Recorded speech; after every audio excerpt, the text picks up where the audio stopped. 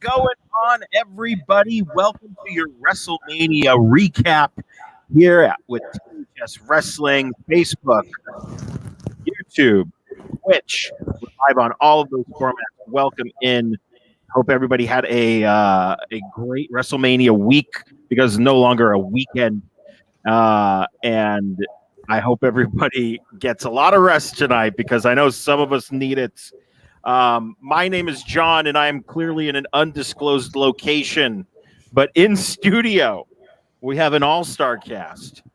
We have from left to right, according to me. Oh boy, I messed this up completely. I have Kevin. Kevin, what's going on, man? Great to be here. I miss being here. It's fun. I love this place.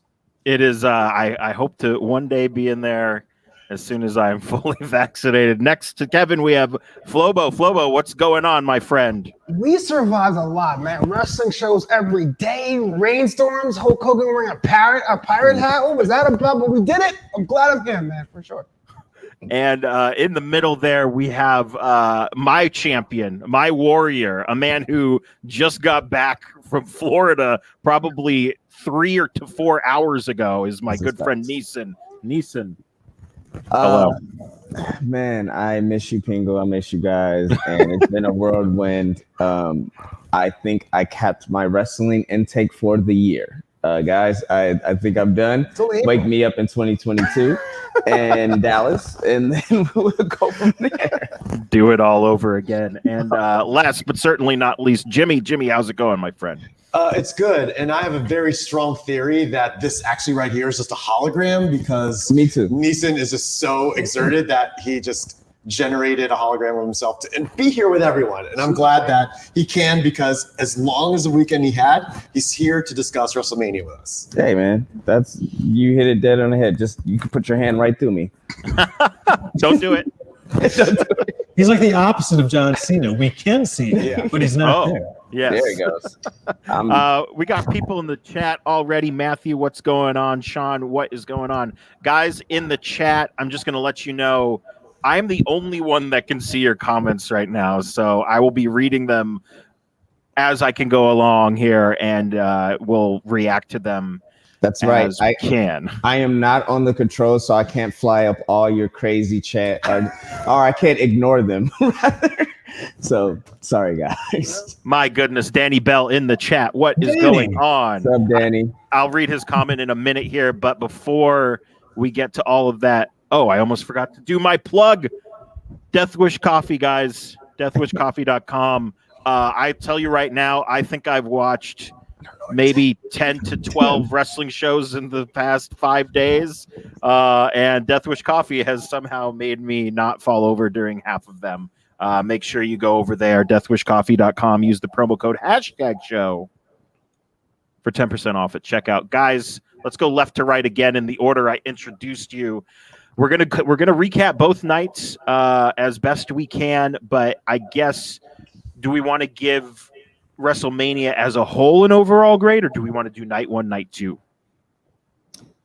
I mean, I can do them. I mean, it's just very generic, right? We're going to start very generic. So I thought night 1 was what I went into it. I thought, okay, well, this is the weaker of the two shows. And while I still think that is the case, I thought it was really good. And I do think that night 2 topped it, but it was very close. And I thought they were both great. What would you give it A to F? Oh man, I know.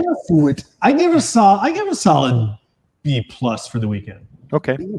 B+. Chat, hit me with your grades as well, please. I'll start reading some aloud here. Flobo, what do you think here? Look, it's one of those things where I'm a SummerSlam guy. I love my wrestling for the sake of wrestling, but WrestleMania is all spectacle, right? So a year without fans, first time they're doing it. It doesn't really matter what's on the card. What we got in the card was fantastic. Brad Bunny throws out a Canadian destroyer, Bianca Belair, the champion. We got some Nigerian drum action. I got to give at least an A tier, A- maybe? I don't know. Maybe I'm just a guy who gushes about the Mania and the E. I'm giving it an A-.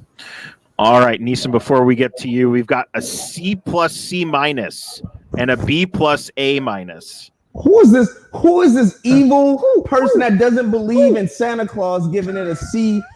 A C. Night 1 C plus, night 2 C minus. Whoa. Who is this person? I need to This is hold back. this is my friend M.A. Solko in the chat, Emma, giving it a C plus and a C minus. You are a very faithful watch and listener to the show. I always see your name pop up. And how dare you? How dare you come on this stream and give the boss, the blueprint, the standard, the GOAT, the general, and the draw, and now the main eventer and Hall of Famer Sasha Banks a C minus? C plus. Her night was a C plus. You gave her a C. Now, not even a B for boss. It's a C. I don't care how you felt through the whole first show. They survived a thunderstorm, rain, Dylan wrestling in water with wet ropes. The canopy broke during a New Day match, and rain, water fell and gushed upon the whole first row.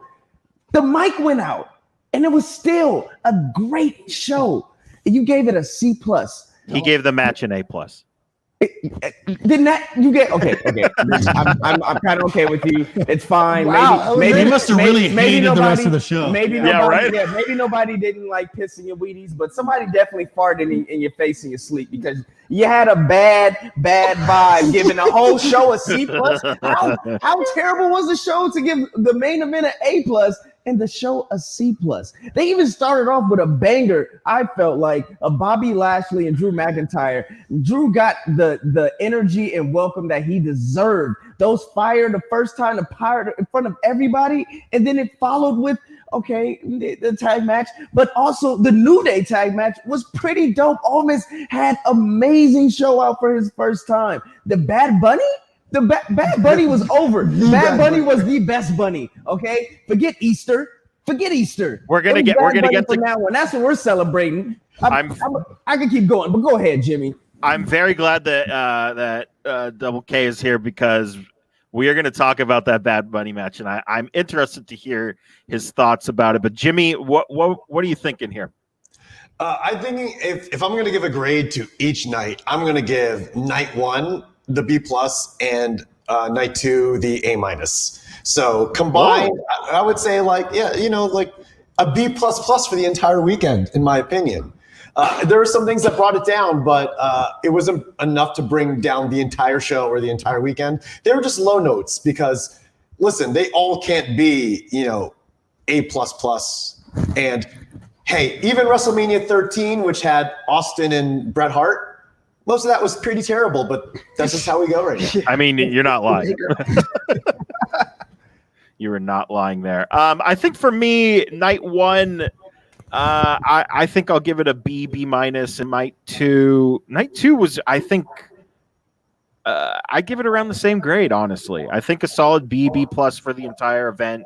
I will say one thing I thoroughly enjoyed up until the main event of tonight. We didn't have a match that went over 19 minutes. And let me tell you, that was awesome. I love that. It felt like no match stayed too long, I feel, in my opinion. But let's get into night 1. Cricket is loud. You got a cricket in there? Yeah, you don't hear the cricket. No, Jimmy just told a joke. Oh. Wow. Sorry. Listen, I don't know any of you well enough to make that joke, so I just went. Jimmy's like, see you outside. He's like, yo, for real? I thought he was cool. I don't know why. That's happening. My God. The shoot week is every week, including in the studio. Yeah, so we started off with Bobby Lashley and Drew McIntyre. Bobby Lashley gets the win via technical submission, according to Wikipedia. I thought, me personally, before we get into the panel here, I thought this match started out a little slow, picked up in the middle, and surprised me in the very end in a good way. I'm very happy that Bobby Lashley won this. I don't think Drew McIntyre needs the title now, at least. And man, we're just getting into Bobby Lashley's reign, and I'm here for it. Kevin, what'd you think of the match? I thought that match itself was okay. And here's my thing. So Bobby Lashley over the darn near his whole career that I've watched him, I've kind of found them kind of boring, to be honest. And even more so, well, no, probably about the same for Drew. But then the moment that Bobby had that title, I was like, he looks like a champion. He is a made man. He is a boss. And I thought it was awesome. And I'm like, and now he's going to go to WrestleMania and he's going to pass this off. And they're breaking up the Hurt Locker. And now he's going to lose the title. And I'm like, this is not right. And he won. And I was like, man, the right thing happened. And I was glad to see it. I will say, Flobo, before we move on to you, this WrestleMania as a whole kind of felt like, hey, sorry about that from WWE to certain individuals. Right. I mean, we'll get to that a little later. Flobo, what'd you think of this match? Bobby Lashley still the champion. Also bring up, the Oscar-nominated Hurt Locker. Oh, yeah. Anthony Mackie was a great pre-Falcon in that film. You know what I'm saying? I mean, Jeremy Renner really hammered down that role. Yeah, it really did great. It was great. Look, man, I'll be honest with you. I am still pretty neutral on Bobby Lashley. I call him Bobby Lashley. You got me messed up. I've always been neutral on Bobby Lashley, and it doesn't change because of the WWE title. This guy is a physical specimen in his quote-unquote advanced age, deserves every spot he gets. I'm not taking it away from him. But I will say this. It takes a lot to cement Drew McIntyre in a way that if I was a Drew McIntyre fan, I would have to reevaluate my fandom because Drew looked weak in the best possible way. MVP came back the same day as Edge a year ago, and I thought that was the bigger return. And MVP is essentially in that small group that's carried Raw during the pandemic era. So I love the match for what it was. It was going to be a result that was pretty much hard hitting. And the hurt lock is just one of those things that, well, look, you can't get out of, so why not? Absolutely. Neeson, you were there live. Tell me about the vibe after the bell rang and Bobby Lashley was still champion. It was one of those shocking, like it was quiet. And then it was the most respectful boos in the stadium. Like it was like, oh, boo, you did great. Boo. I had a conversation, I was there all weekend. We're having a conversation with wrestlers, and somebody brought up a point to me saying that WWE broke up the Hurt Locker to make sure, that Anthony Mackie gets his Oscar nomination. No, but WWE broke up the Hurt business to make sure that, you get that. You get that. Okay. It's all coming together now. It's all coming together. I was like, what mistake did I make? He broke up the Hurt business to make sure that Bobby Lashley gets booed at Mania to make sure he's a heel. And I brought up the point that's the issue with WWE. Like they take something that is going great, and because people cheer it online, but out of respect, like Bobby Lashley finally gets his due, and et cetera, they take it as, okay, we need to make sure he gets booed. And so they break up this amazing thing they have.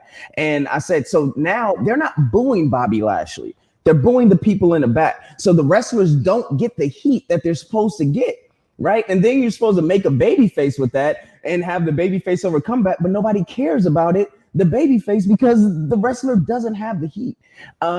So you've seen that happen at WrestleMania. It was a thing of like, we're going to boo you, Bobby Lashley, because we don't like what the Hurt business has become. But respectfully, Drew McIntyre did his thing for a year. Respectfully, Bobby Lashley, it is your time.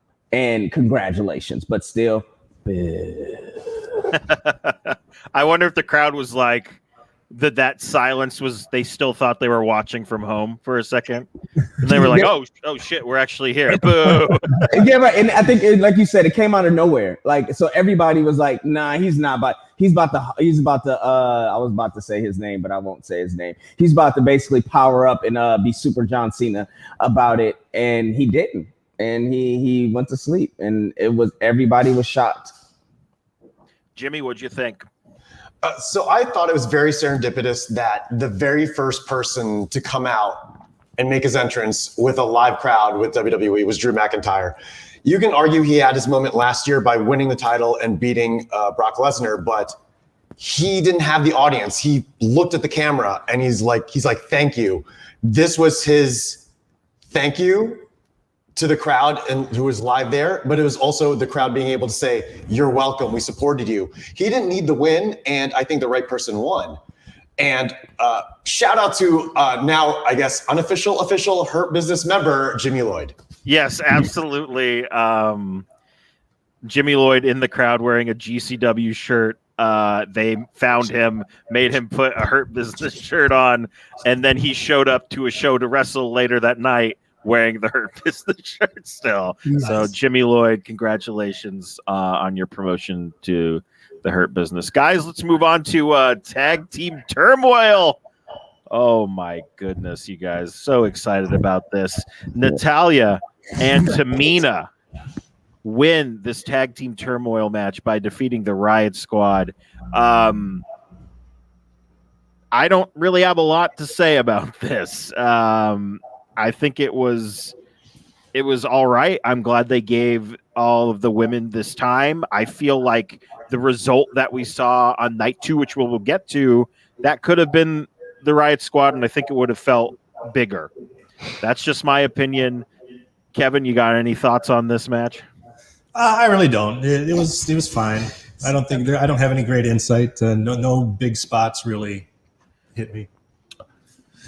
It's hard to say with this one because it didn't work out in the end for Natalya and Tamina. But I was saying this on SmackDown, watching them qualify for this. It was like Tamina's been around for so long and she never got her flowers, but now she has.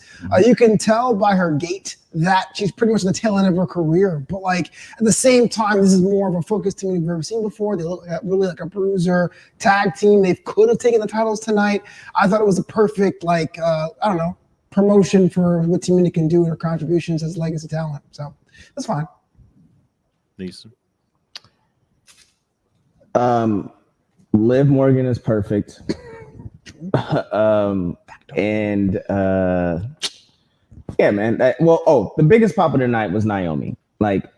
When her music hit, everybody went nuts. And I'm really and truly surprised that they didn't allow a real tag team to take the belts off of the women. But also, Liv Morgan is perfect. Conclusion. Jimmy, were you hoping that Billie Kay was going to be doing double duty during this match and we would get the surprise return of the Iconics like I was? I mean, I feel like that was what a lot of us were hoping. And seeing her team with Carmella, it's Carmella definitely deserves her spot too. And as this match was going, I was saying Mella may be money, but Billie is bucks. And I think that everyone would have really loved the Iconics to get back together. And I personally would have loved to see an actual tag team win this in the Riot Squad, but we got what we got, and that's pretty much it. And I guess Liv Morgan is perfect. I mean, Jersey represent. I'm just saying. Oh. Jersey represent. Let's move on to a singles match between Seth Rollins and Cesaro. As a longtime Cesaro fan, Swiss Money Holding, this was amazing. I think these two put on a fantastic match. Cesaro finally getting that big win on a big stage, and it showed. It was very well deserved, and all of his peers were very happy for him as well. I think this was my runner-up for match of the night. We all know what match of the night was, but we'll get to that when we do. Kevin, what'd you think of this match? Cesaro finally getting a big win on a big stage. It was great, and honestly, when Seth came out, the reaction of the crowd was really where it was like, "This is WrestleMania. We're really here." It's interesting. We had a world title match, we had that tag turmoil match, but they didn't really feel the energy that Seth coming out and Cesaro. Great match. Very, very happy for Cesaro, and hopefully something can come of this. Yeah, Cesaro's one of my favorites in the roster. I feel like I'm always championing the guy. Going into WrestleMania, I was a little concerned because it was almost, relatively speaking, no build-up. It was Seth Rollins doesn't like him. He got spun on a couple times. Here's your feud. And I was like, man, I hope it has become this quick match. And it's whatever. but they are just professionals. And Cesaro for so long has just been a hand, and you can tell when the company trusts you, the curse of the workforce, they call it. When you go to Saudi Arabia and go, yo, Mansoor, you're working with Cesaro, or NXT UK, yo, Jordan Devlin, you're working with Cesaro. And I felt like now was a chance that people can actually see what Claudio can do. So I was excited about this one, for sure. Definitely. All the praises due to Cesaro. I'm going to talk about Seth Rollins. Guys, when that music hit, I lost my rabid ass mind. That new theme song, I mean, again, it's definitely Parkway Drive inspired with those double kick drums, but it just, I don't know how I came across on TV, but it made the stadium rock. So like Kevin said, it was the first match that like, oh, this is a WrestleMania entrance. Like this is nuts. And then also, what really saw me on Seth Rollins was when they did the delay and he had the backstage interview with Kevin. He's like, what's up, Matt? What's up, Mike? Yeah. He's like, oh, what is it, Mike? Kevin? Mike? Kevin? Can we hyphenate it? We're gonna hyphenate it. Can we hyphenate? Like, I don't know what this, and I thought, I was like, who is this Seth Rollins? I don't know who it is, but I like him. And I really, really enjoy this Seth Rollins. Now, looking back, like Seth Rollins is a veteran that's putting people in spots. You know, like Seth Rollins had his moments to where he doesn't have to have another quote unquote moment. And this was one of those times where we seen it happen with Sasha in the main event, and we seen it happen with Seth. Like, he gave Cesaro the most, and he really, really helped make Cesaro's moment. And so kudos to Seth Rollins, man. Cesaro's great. What do you call him? Cesaro? Cesaro. It was actually Signs that said that out there too, which was funny. So man, just kudos to Seth Rollins. I don't know what's gonna happen in the future for him and this whole new thing, but I'm down for it and I want to see more of it. Because honestly, what is there left for Seth to do? Nothing. He's done everything. So now he helps build. Yeah, man. It's beautiful. Beautiful. Yeah, I'm going to say, like, with as much praise as Cesaro deserves, and he does deserve it, Everything. Seth deserves it too. I mean, the drip is real with Seth right now. You did say that. And on top of that, I think my only negative aspect of this entire thing is that I actually think that they should have been running these Seth Rollins paid advertisements for a whole month before we got WrestleMania. Because getting just one, I feel like we were robbed of great creative hilarity. Yes. That was paid by the friends of Seth Rollins and not as Seth Rollins himself. Exactly. Even though Seth Rollins himself is saying Seth's statements. Yes. But we should have gotten more of these paid advertisements, because then it was Seth Rollins selling himself for this match, which he didn't need to, which makes it even better. But one is better than nothing, so I will take that. But I think that's maybe his new gimmick moving forward, right? Like that now he has that card where whoever he goes against, he could call a ticket. Yes, the ad could be played by Seth Rollins and not Seth Rollins himself. And oh man, I forgot what I was gonna say, because you did say something else in there about Seth Rollins is fucking great, and I want to see more of him. And I think especially on Twitter, but he's kind of Trump now, isn't he? Isn't he Donald Trump? I feel that he's Donald Trump, and he's having fun with it. Kind of boasts himself. Oh wow, yeah, that could be, But better suits. Oh, drip. Oh, that's what I was gonna say. Drip. Right. I am upset. Yes, me too. That everybody is getting to use drip besides Dripachet. Why is not Dripachet on TV? Look, I understand. Like you have Johnny Drip. Yeah, Johnny Drip. You got what did Rollins say? Carter used drip out there, but why not Dripachet?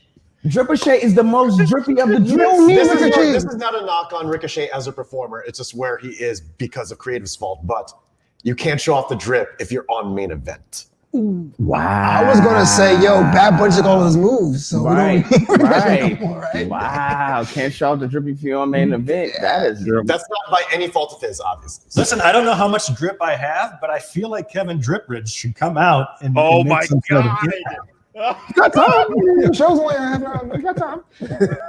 I will say reference of the night goes to Neeson for randomly mentioning Parkway Drive and blowing my mind. I mean, I love Parkway Drive, guys. I'm sorry. Oh my God. Yeah. You and I. I'm a big fan of like double pedal, but like heavy. It's a thing. Music. All right, I'll message you after we're done with We'll talk about the metal. Okay, let's move on to our Raw Tag Team title match. AJ Styles and Omos taking on the New Day. We have new tag team champions. I guess personally, this was it was a match. I think if there's anybody that you need to get this big guy over, you go to the New Day because they're, one of the best things going today, and they made him look great. But I mean, sure, AJ's a what is he, a Grand Slam champion? So there's a lot going on here. A lot going on here. Kevin, what did you think of? What did you think of the match, and what did you think of Omos? I mean, he didn't really do a lot. Well, people like us, we read up on wrestling a lot, all the time, and we hear about wrestling telling a story. And the story was very clear in this match. We cannot let Omos enter this match. That was the whole darn thing. We heard Xavier say, I am literally cutting this ring in half. He was amazing. And I was watching it yesterday. It was my birthday, 47 years old. Happy birthday. Appreciate it. So I watched it at my girlfriend's place, and my buddy Lander came over, and Lander's not a big wrestling guy, but he came over to watch WrestleMania with me because it was my birthday and with my gal. And they were totally into it because they knew the story. They felt the story. They don't want that dude to get in here. And when that tag got made, both of them popped. They were like, whoa, here he comes. It did its job and presented excellently. I thought Omos was great. I thought everything about it was very, very entertaining. Why? Oh, no. Why did this match happen? Why was it? I mean, look, man, 2 years ago, I remember Kofi Mania, and now Kofi is just like, he got shot last on Saturday night on this dude. Why is AJ Styles even with this dude? Haven't got that answer yet. It's been like 6 months, but now these are Raw Tag Team Champions. Whatever, man. I feel like we're seeing Shawn Michaels and Diesel, and somebody and their big guy, and somebody and their big guy. And but we at least got an explanation with Shawn and Diesel. Diesel was Shawn's bodyguard. This is well, he is his personal colossus. He said it multiple. Okay. I don't know. Say no more. Say less, man. Multiple times. He said, "This is my personal colossus. This is it. This is him." I mean, if you tell me you hate the idea of the New Day losing at WrestleMania, I get it. But I also understand, listen, we got to make this guy. Yeah, he's huge. How do we make him? So my opinions on the match, I actually really enjoyed it for the entertainment value that it was and the storytelling. To Kevin's point, the whole time, and again, WWE can make the best out of a terrible situation. So during the rain delay, they had interviews, and one of the interviews was with the New Day, and to your point, Kofi is so God, they're just all so amazing. And he just kept saying, did they even register as a tag team yet? Yeah. Are they even a tag team? I don't know. And he was like, and then Kevin's like, did they register? And then Kevin was like, yeah. He's like, oh, well, I guess we'll see then. I guess we'll see. And then Big E cutting the promo and Xavier saying he's delivered. Fantastic for the culture.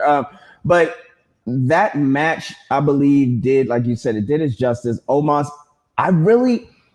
I'm mad and kind of happy that he wrestled basically in the normal shit he wears. He came out in his trench coat, which was great. He can't be in the singlet. He came out, he came out in trench coat, but he has the presence. And when he put the two in the corner and speed ran to one corner and then slowed down, and it was like, oh, this is what they see in him. This is what we're gonna see from him.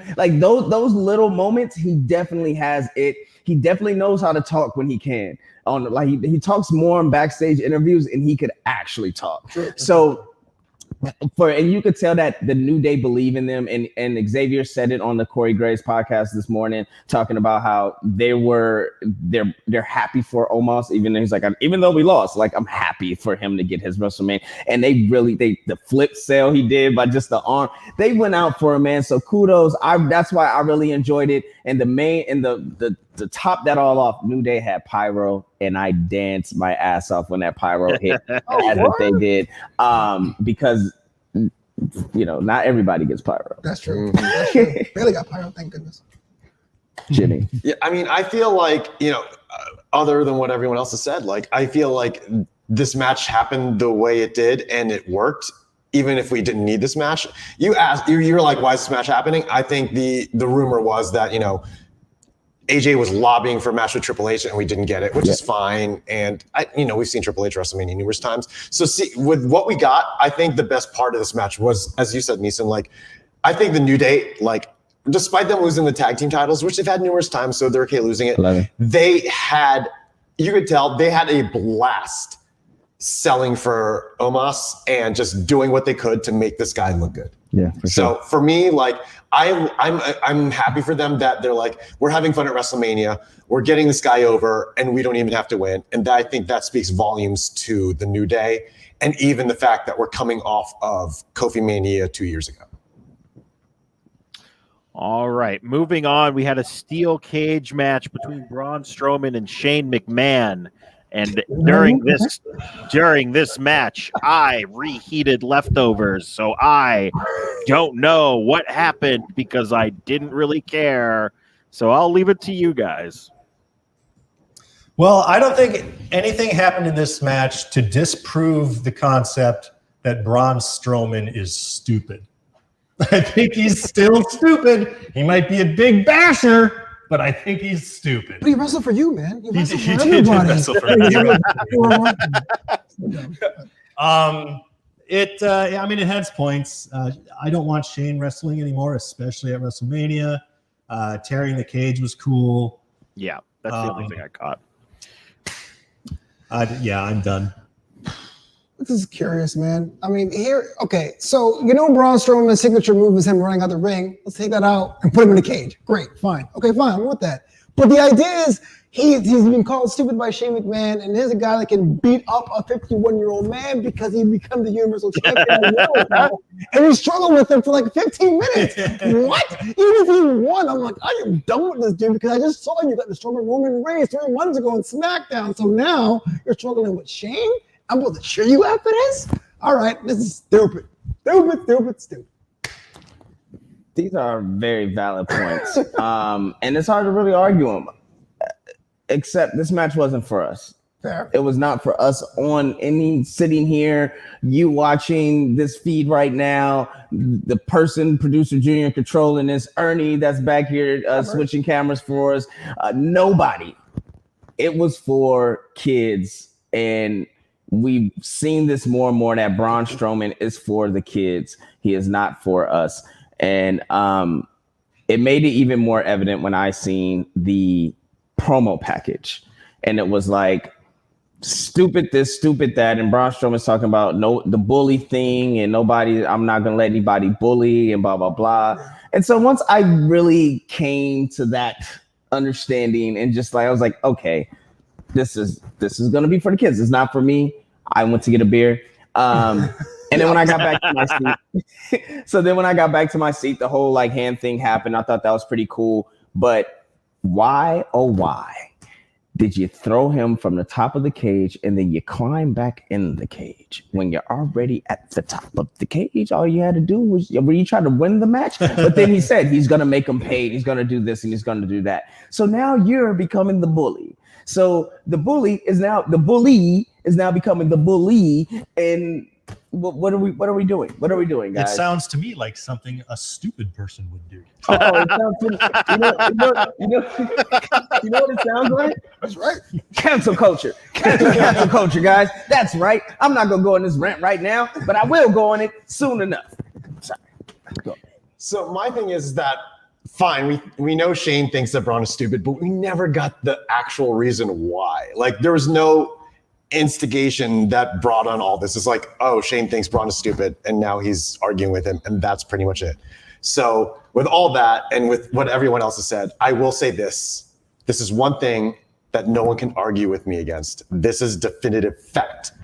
Braun Strowman versus Shane McMahon in a cage match was a match at WrestleMania. That's true. Oh my God! Wow. That. Sorry, man. Sorry, Nakamura. Producer Junior, get Hunter right in that article right now. Breaking news here. Braun Strowman and Shane McMahon in a steel cage match. It was indeed a match that happened in WrestleMania. Well, Hunter may actually put it that it's the best match of the year, but hey. Okay. Settle down over there. All right, guys, up next, and I'm very interested to hear Kevin's comments on this match. We had John Morrison and The Miz taking on Damian Priest and Bad Bunny. This was made a tag team match on Monday Night Raw. Here's what I'm going to say about this match. I did thoroughly enjoy this match, but I think we all need to at least acknowledge that John Morrison and The Miz made Bad Bunny look like a freaking superstar. And I think those two deserve as much accolades as Bad Bunny is getting. And also, Damian Priest is a made man just because he's standing next to Bad Bunny. I think he's a good wrestler as well, but man, oh man, I think did him a favor by pairing him with Bad Bunny. Kevin, I gotta know. Am I allowed to curse? Yeah, I think you're good. Okay. Listen, I've always hated celebrities coming into wrestling and winning. I've always hated it. And as much as, Bad Bunny did sell and stuff like that, all the offense he was getting, I kept thinking, I think I'd be all right with this if they lose. And I know they're not going to lose. So, I mean, all I remember, and I guess like you were saying, he did sell a bit. But I think it's just like, if I was a celebrity and I came into wrestling, which, by the way, I've thought about aplenty. Fair. I would be and you know what? I'm certainly not an imposing guy. I'm not that much different physically from Bad Bunny. And there's no way that I would be coming in and I'd be intimidating. I would be the guy that comes in and, I've got 3 Oscars to my name, but I'm here because I love wrestling.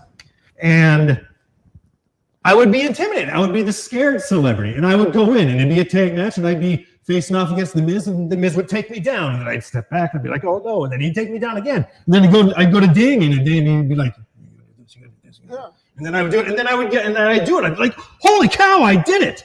Bad Bunny came in. It's like, I'm the baddest motherfucker in the land. What's that? Canadian Destroyer? Yeah, I rap. I do Canadian Destroyers.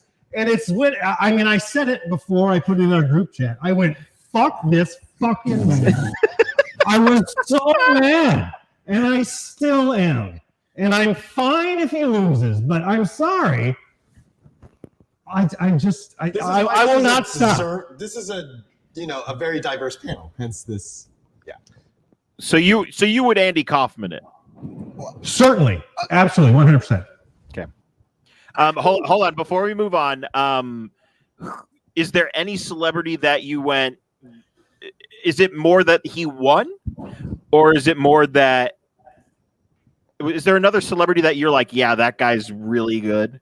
I mean, it's tough to knock Pat McAfee, but he lost, didn't he? Did he ever win? He did. No. He's 0-2. Yeah. He's 0-2. 0-2. So yeah, Pat McAfee. Who else? What are the celebrities? Everyone's won. That's like Stephen Amell. He won his match at SummerSlam. Amell, So did Shaq. Rollins, when she was a celebrity. I mean, I get it. There were some moves that he did very well. What's the move that Bret Hart beat the British Bulldog with, where you spin around and you tie him up and you tie him up, the Maharaja, whatever. Bad Bunny should not be doing the Maharaja cradle. It's like, I'm sorry. No, not for me. But I am not, as noted, I am a 47-year-old white guy. So I don't know how much WWE is marketing to me these days. I enjoyed it, man. It was the best match of the card. I was a Bad Bunny fan before. I'll say I was a mid fan of him. Like, I wasn't huge. I liked Mayonnaise. That was cool. What?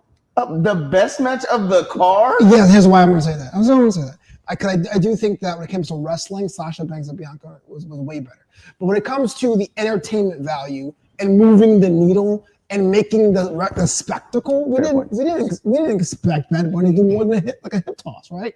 Canadian Destroyer. I know Pete Williams punching the air right now. Be like, what, Bad Bunny can do this too? What the hell? It's my move. But you think about WrestleMania when I was a kid with Mike Tyson in matches, like this was that for another generation. And that's what WrestleMania is about. So that to me is my favorite, for sure. It's really hard to argue that, man. I agree. Kevin, I think Bad Bunny did exactly what he was supposed to do.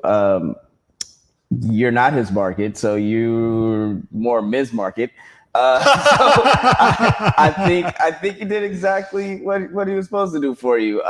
Look, I really enjoyed this match, and for the reasons of I looked at Bad Bunny as one of us, and not saying rapper Neeson, not saying musician or anything like that. I'm looking at it as far as like a fan.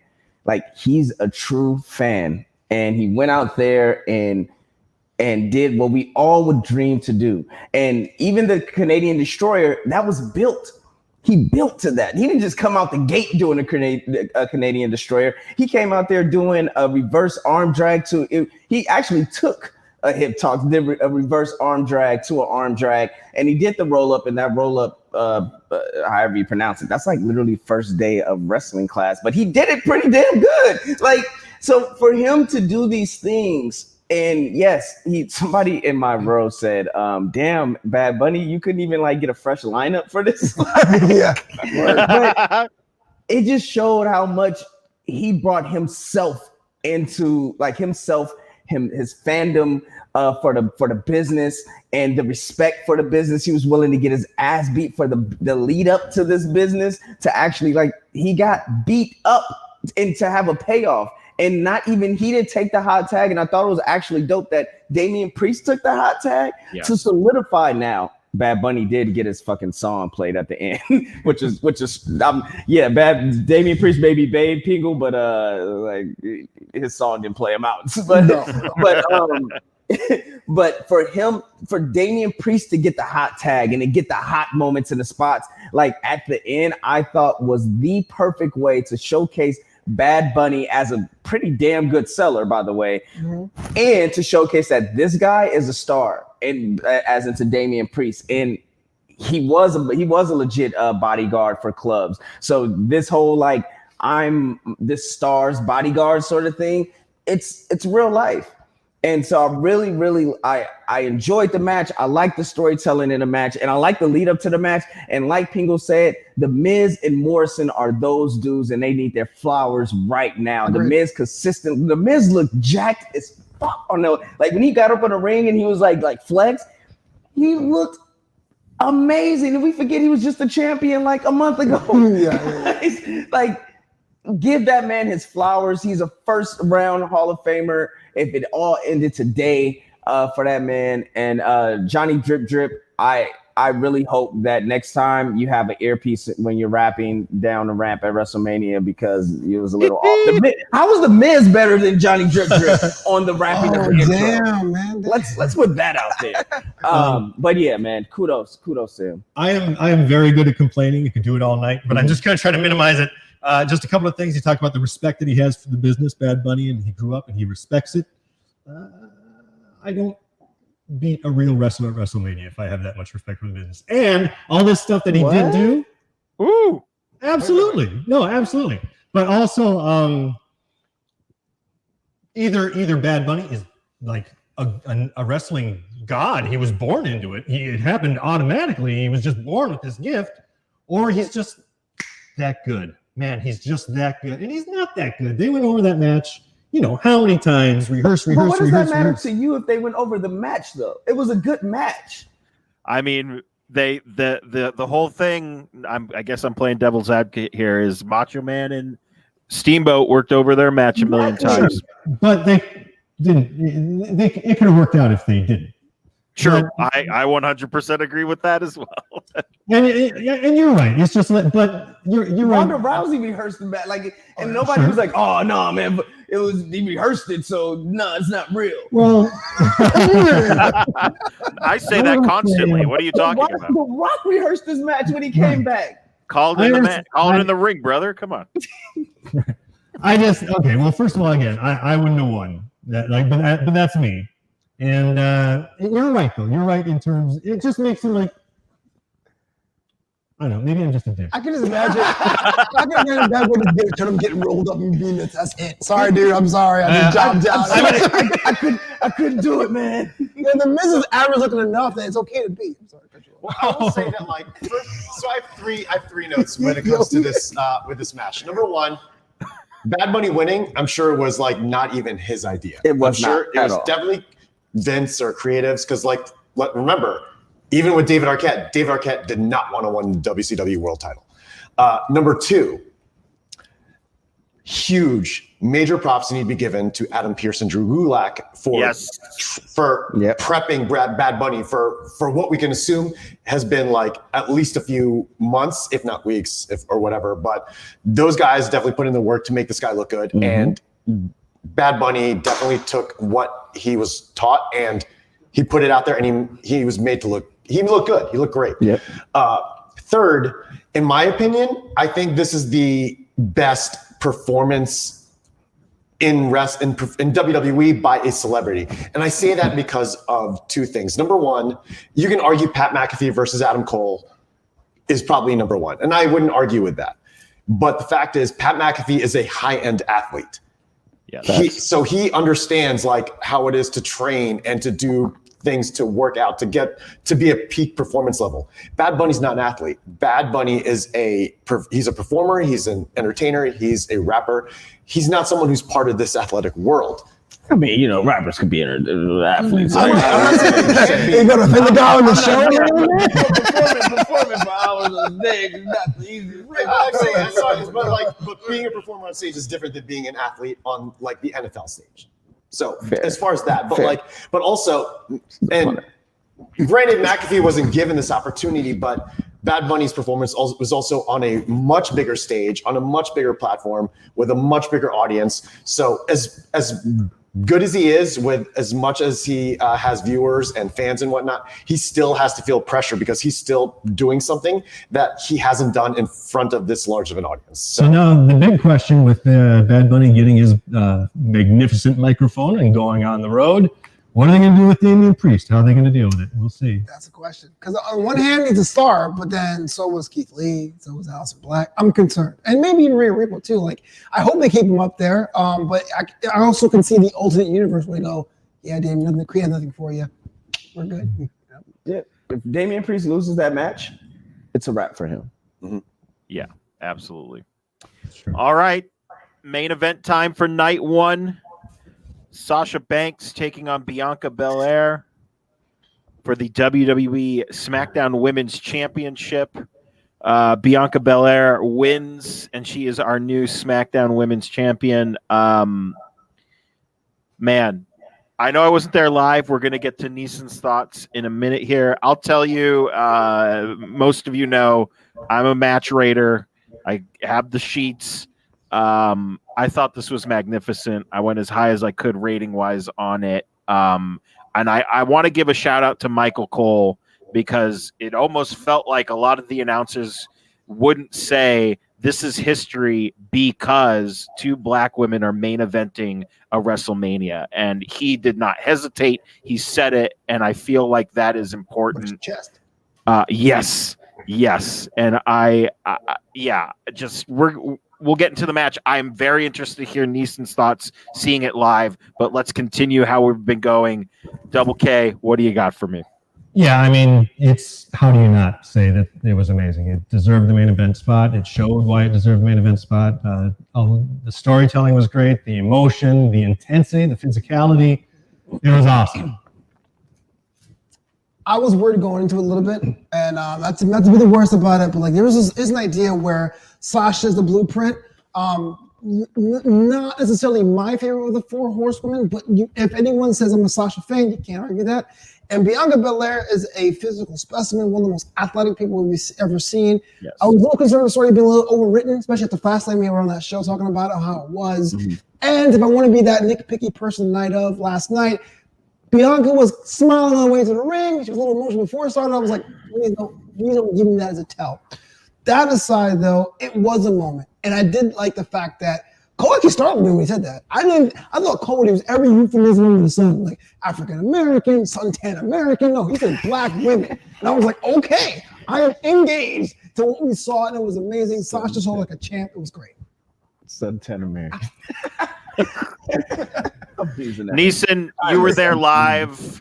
I messaged you privately and said I was just very happy that you were there live, and I know this meant a lot to you.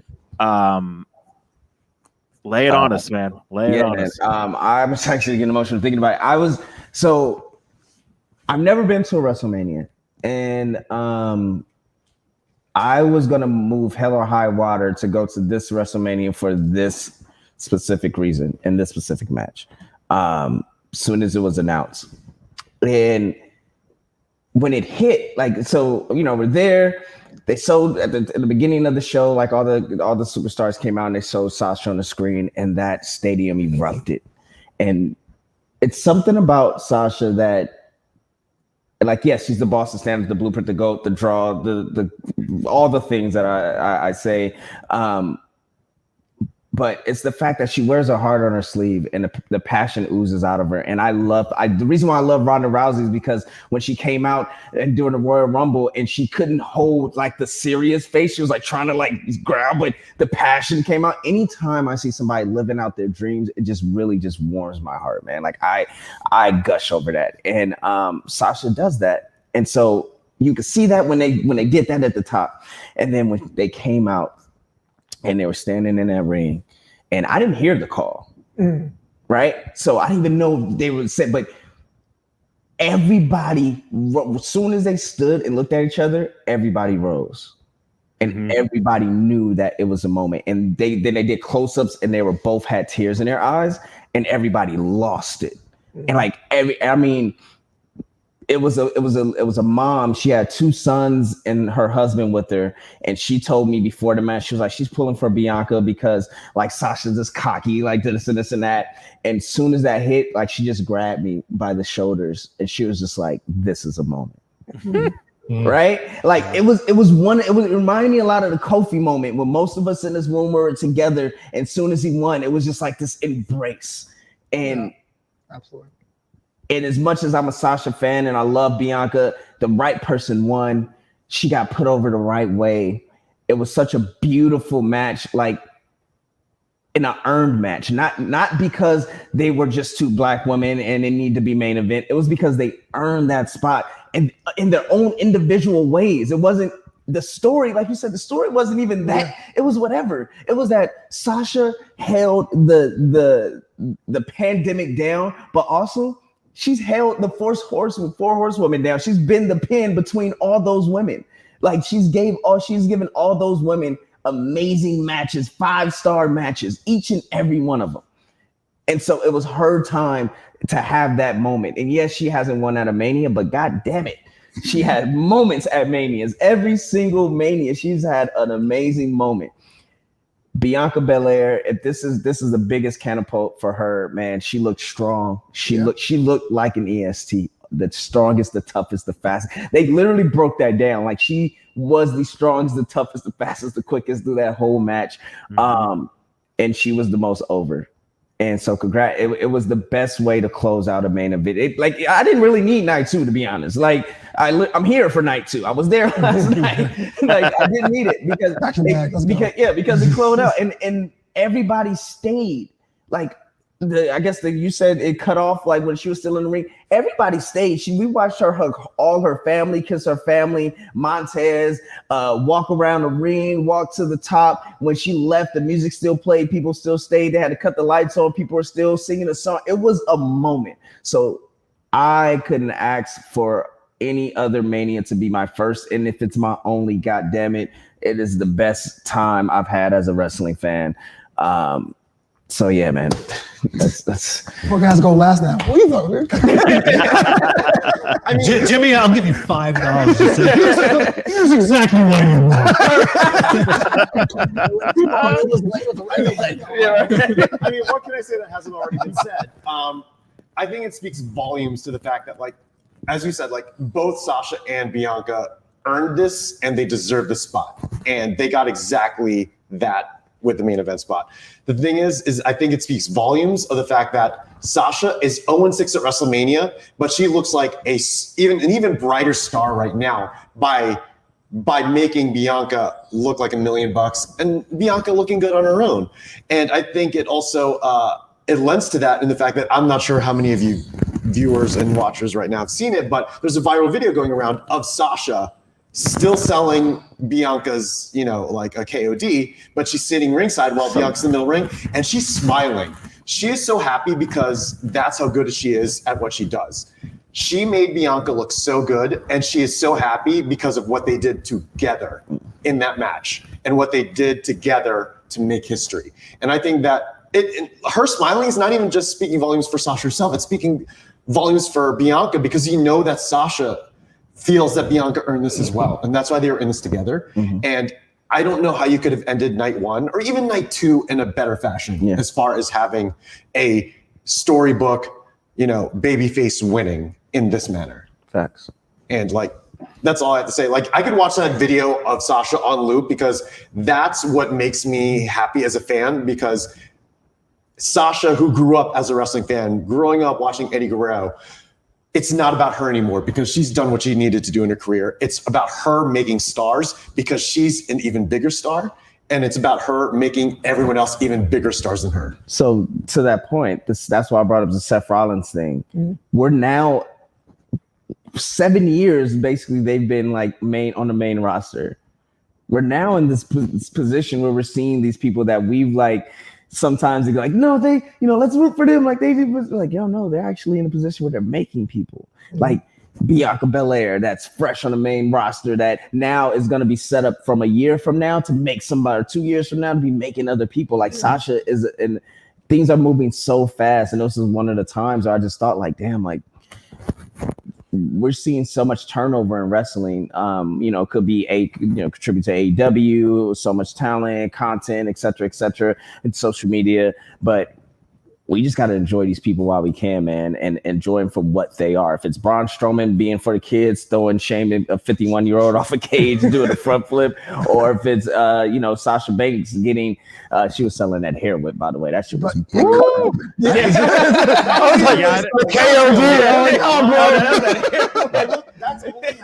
That's only someone being cut by Bianca's hair has only happened once, and that was Shayna at TakeOver. Right, Shayna TakeOver, which was Bianca's first TakeOver match. And I think looking at that to what it is now, look at the leaps and bounds Bianca's made. Yeah, it's amazing. It's beautiful, man. It's beautiful.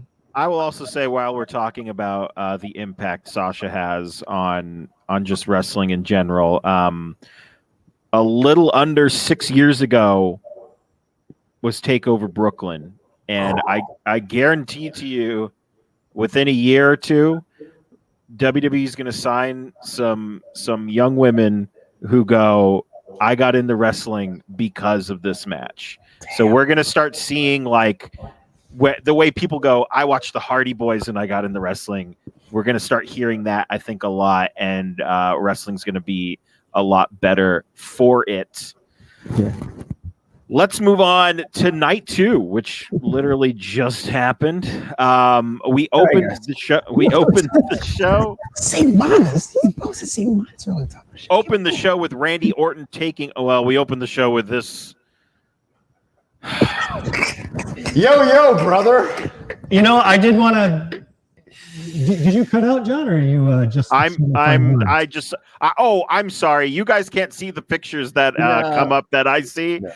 It was a picture of Titus O'Neil and the Invisible Man next to him in a pirate suit. It was very strange. It's funny because so last night, what I did not hear, but what I did hear tonight was Titus come out and Titus and Hogan come out, and Titus says, "Ha, we're pirates." And the crowd's like, "Oh yeah, all right."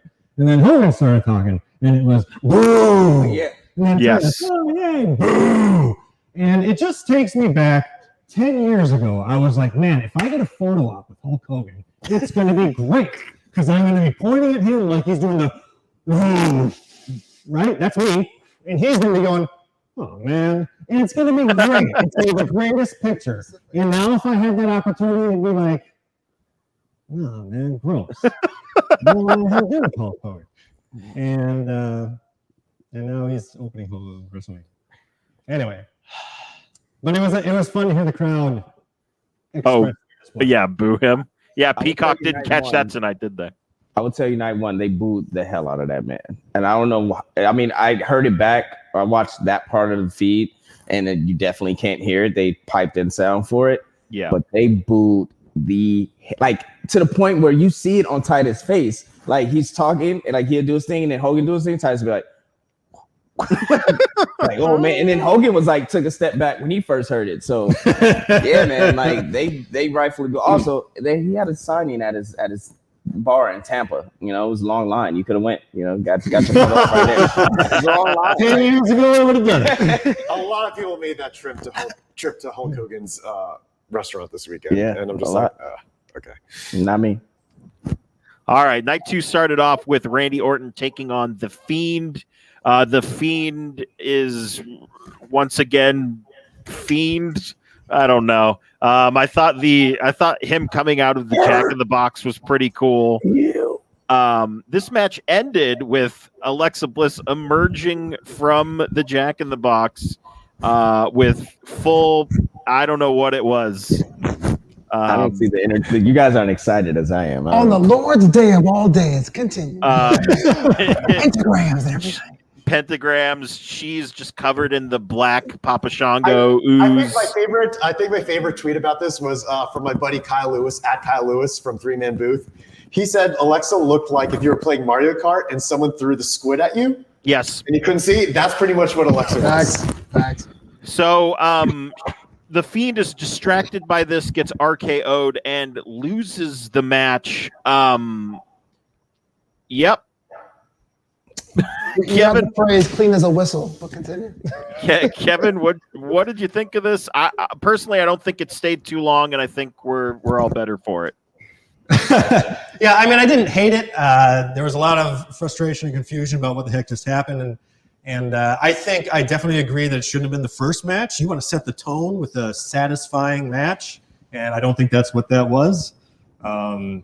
It seems to me that Alexa is turning on the Fiend, but we'll see how the story goes. But I mean, I wasn't as upset, but I do have to agree that it's WrestleMania and you want to resolve stories, and we can move on to new stories, but let's properly resolve these stories if we can.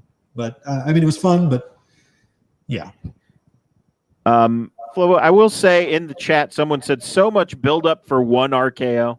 Okay, so that was my problem. All right, don't get me started, because if you guys are watching my content, try to be positive as I can. But I look at this and I go, again, why? Why do we do this for months? If you watch Raw every week like I do, because I cover it, there was like weeks where the Fiend was teased, and there was always a cinematic twist. He was burned alive. Randy Orton came back in 2 weeks, took him 3 months, and he had this match where it started with Orton's entrance. I took a shower and I was done, and then the Fiend came out, like one of the longest drawn out thing for a single RKO. I ask you this: how is the Fiend, a character that's probably one of the most innovative characters in WWE the last 5 years, get his gimmick stolen by Alexa Bliss and gets taken out with a single RKO? That's it?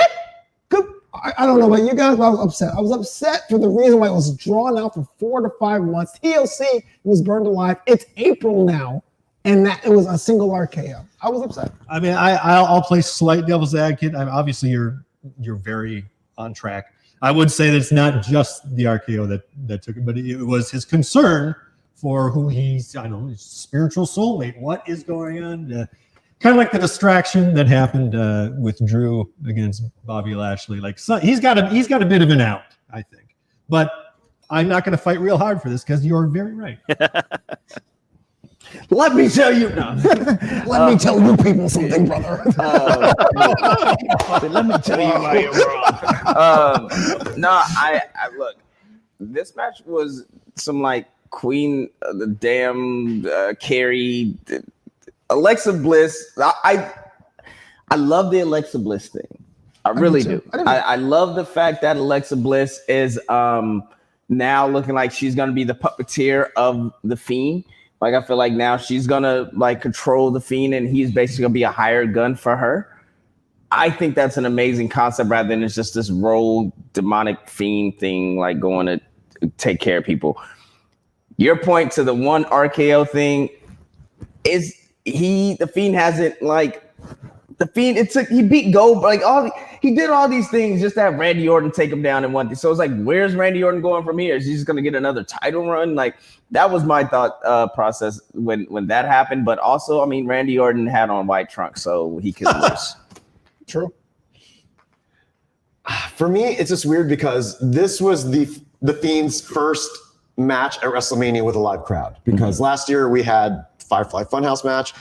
I was surprised that this match wasn't going to be a cinematic match, but it is what it is. But it's just crazy to think that like we went from the Fiend being able to be, like curb stomped numerous times, wouldn't take a pin. He only beat Seth Rollins because the ref stopped the match because it's like, oh, he's getting hit with a toolbox and a chair. Then he loses to Goldberg after one jackhammer. And now we fast forward all this time to WrestleMania, loses to one RKO. Distraction or not, it's still one RKO. What are we doing with the Fiend? Alexa Bliss is doing with the Fiend. You see, the thing is, we don't know. So you said. can't judge it based on something you don't know.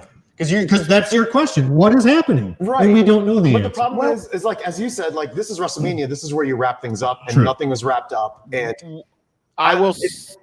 Good. I'm sorry, Jimmy. I will say they did wrap something up. I feel like this is the end of Randy Orton and the Fiend. Goodbye. We're done. Move on.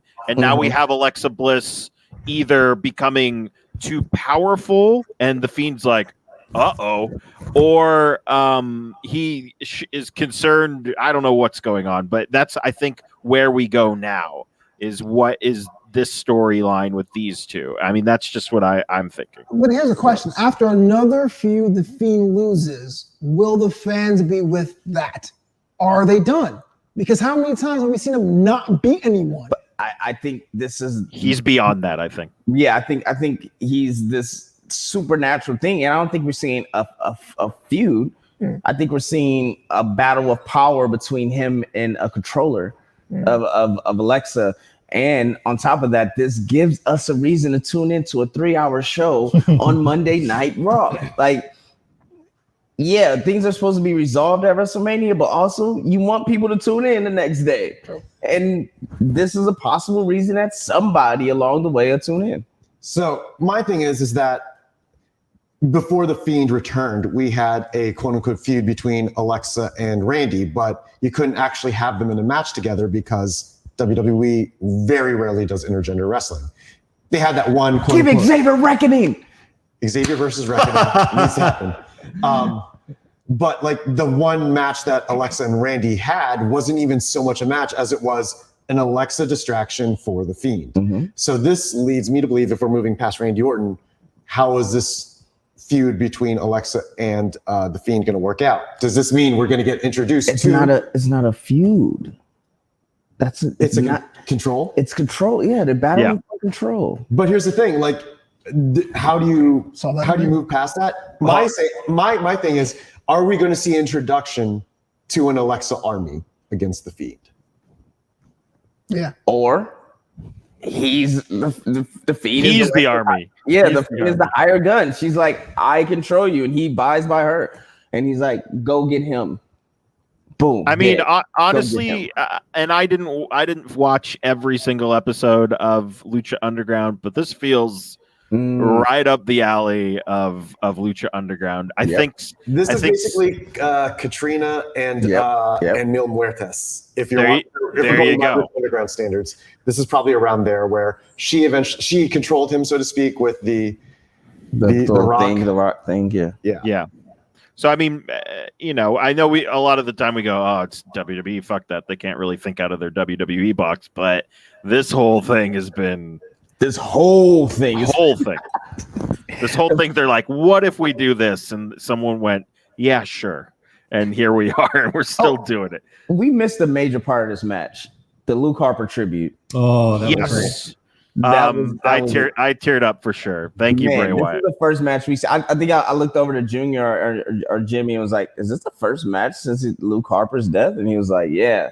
And then right after that, he goes, yeah, like they zoom in on him, and I was just like, It was great. I don't Good even stuff. think that was. I don't think the timing of that shot was planned. I think it just happened naturally. They're like, oh, well, we're going to zoom in on the Fiend right now because he's in the center of the ring, just like wide open, and it just happened to be squared up on his face where you could tell he was saying, yeah. Loved it. Absolutely loved it. All right, up next we had for the WWE Women's Tag Team Championship. All right, Nia next we Jax. We can move on. I'm fine with moving on from this match. Besides the complete wildness of literally two separate Tamina chants, which Why is that wild? I am like, I have been sent into another plane of existence. One was fine, and then we did two. Flobo, I'm not a big Tamina fan. I don't get it. She has 3 moves. Okay, well, I mean, look, it's process of elimination, Same right? half five. Like, Yes. I don't necessarily hate Nia, but she's one of the most hated superstars on Twitter and social media. and on the show. And on the show, Shayna Baszler has a lot of potential, but she hasn't really done anything to move the needle either way. And Natalya is really a stock that we know how good she is, but a win-loss record is kind of But Tamina, brand new look, coming out with different music. I can see she's the most interesting person in that match at that time of the 4 women. So I understand the chant. Why not? No, fair point. And I mean, if anyone was to get a crowd to chant for Tamina, it would be Nia Jax. Yeah. So there you go. I don't really have a lot of thoughts on this, Kevin. What do you think? We're moving on. We're moving on. Moving on personally. Okay. I think what was said needed to be said, and then we're good. All right. Up next, we had Kevin Owens taking on Sami Zayn with special guest Logan Paul. Man, guys, I've been watching these two fight for years. Fight against each other, fight alongside each other. This was fine. Honestly, it didn't have the WrestleMania feel to me. You know, like when you go, I'm not going to do this move, like Cesaro. I'm not going to do the UFO until WrestleMania. Brock Lesnar, I know I can do a shooting star press. I mean, it didn't really work out for him that well, but I'm not going to pull that out until WrestleMania. I felt like these two just kind of autopiloted for me. I thought it was a fine match. I didn't really think it was anything to write home about. And honestly, I know we're going to talk about Logan Paul. I didn't really think he subtracted anything from it like I thought he was going to. I will say he sold the shit out of that stunner, and I will give him that. But I want to hear from you guys. Kevin, what did you think of this match? I pretty much agree with what you said. Look, I have a buddy, my buddy Ralph. I was texting with. He doesn't watch a whole lot of wrestling, but I was telling him, listen, I love these guys, and he enjoyed it more than me because he hasn't seen a whole lot of these guys. But yeah, I agree. But I love them both, and I'm glad they had a chance to beat each other up on the biggest show finally. You got exactly what you asked for. You know what I mean? You said it was not a big fight field because the thing wasn't there. It was Kevin Owens was number 1 contender 2 months ago, and now he didn't have a match for KO5. And Sami Zayn was someone who was annoying enough in the mid-card to have a match. So I think they gave you exactly what they got, a little bit more because that haluva kick was pretty savage. So Yes. can't complain about it. It wasn't going to be A+ going into it, but it was fun. You know, fun. I mean, well, you can always complain. Oh yeah, for sure. You know, Yes, we can. Thanks, Kevin, the host of this thing. as Kevin Drip Rich said.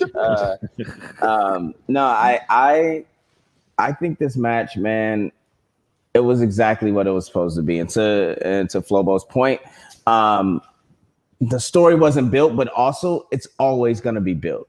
Like they don't need a month, a year long, whole tie-in. I thought the package was amazing.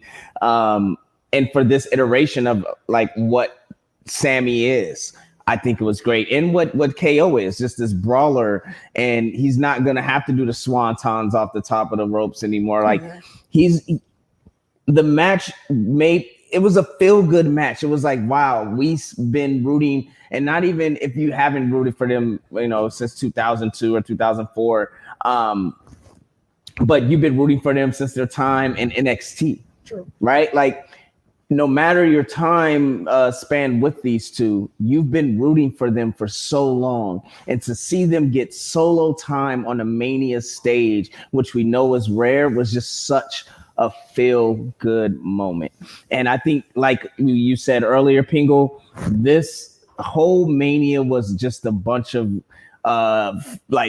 thank yous, right? Like it was a bunch of flowers. Yeah. It was a bunch of, hey, you guys deserve this. There's no way we could leave. We saw with Bayley. It's like, we have nothing for you, but there's no way we could leave you out of this event because you have held us down. True. You've done this. So we're going to give you your time. And that's what this was. I just wish they would have put out a package power driver at least once. He teased it right when I said it, I was like, did he tease it? I was like, but on that note, Neeson, did everyone see Sami Zayn look at the top turnbuckle when he was hooking up? Oh, I was telling Neeson this actually when he mentioned the package pile driver. I'm like, I was hoping we would see a brain buster. Oh yeah, brain buster. Yeah, brain buster to the top turnbuckle. I saw him look at the top rope. I went, oh shit, we're gonna see at least an attempt. And then the pinfall happened about a minute after that, and I went, oh. Yeah. It was. Look, this was for wrestling marks, like super smart marks like us, to the casual fan. This was definitely a feel-good match. Oh, and Logan Paul, yes, he was there to get GIFs out. That was his thing. Yep, that was his thing. Absolutely. Yeah. I mean, you're on night 2 of WrestleMania, and you're selling to WWE and Peacock. You have Bad Bunny night 1, Logan Paul on night 2. You get your celebrity endorsement, so to speak, and even though he wasn't necessary for this match by any means, it's going to help get views regardless of what you do. So it's giving eyes to not just WWE, but specifically Kevin Owens and Sami Zayn. And correct me if I'm wrong, but this was Sami Zayn's first singles match at WrestleMania.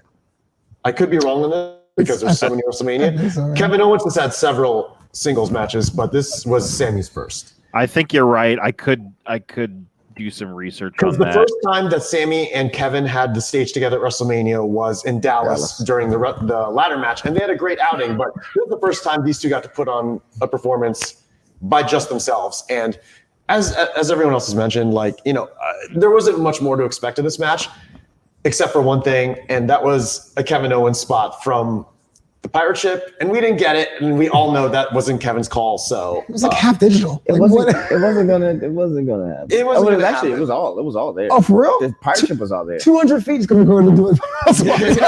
Goodbye, everybody. I think they were thinking this is before that pirate ship on the entranceway was part of the set. I think they're talking about the regular Buccaneers pirate ship. Gotcha. That wasn't there. Yeah, apparently they removed it for this event. So it is what it is, and I'm just glad it happened. And obviously, as a Kevin Owens fan, I'm glad that KO walked away with a win. And I feel like this will just add further evidence to Sami Zayn's conspiracy, so we can keep going with it. Jimmy, you were right. This is his first singles match. Just a quick scan of cagematch.net. What's the comment saying, Pingle? Yeah, I mean, the comments. So what do we got? I mean, we haven't had any questions, but I will say Danny Bell has just said that Bayley deserves better. Yes, she does. Damn it. Yes, she does. But that's just me being. I don't know how she got left out. I agree. Really 2 nights can't find a spot for Bayley. Well, honestly, what other female would you put her against? Really? That's not good. Like legit. Like what female would you put her against that? I mean, I've forgotten the second Iconic's name. How about Peyton that? Royce. Peyton Royce. But also she's on Raw. So exactly. That's what I'm saying. What give me somebody that you would be like, that's worth it. It makes sense and won't just be a fucking squash match. I mean, I mentioned this last week. It should have been Kairi Sane. Absolutely. Agreed. Coming down off the pirate ship. I agree. Yeah, that I agree, but she clearly is not flying in for that. Yeah. No, I agree. We should have gotten Kairi Sane for a one-night appearance being led to the ring by Paul Burchill and PCO. Yes. Oh, my goodness. Okay. Right. All right. All right.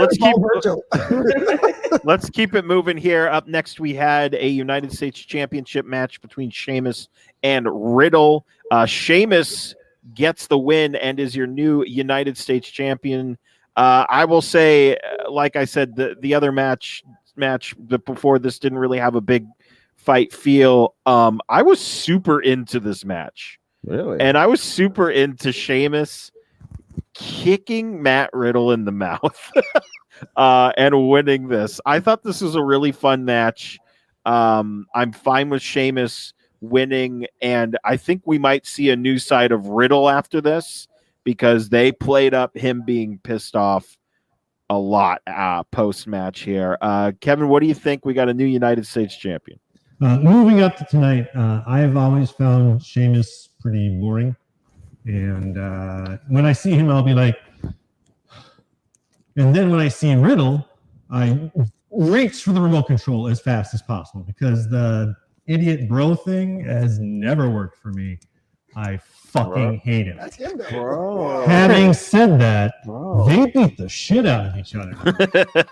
And it was pretty impressive. And, you know, if it leads to some sort of gimmick change for Matt Riddle, I'm all for it. Terrible.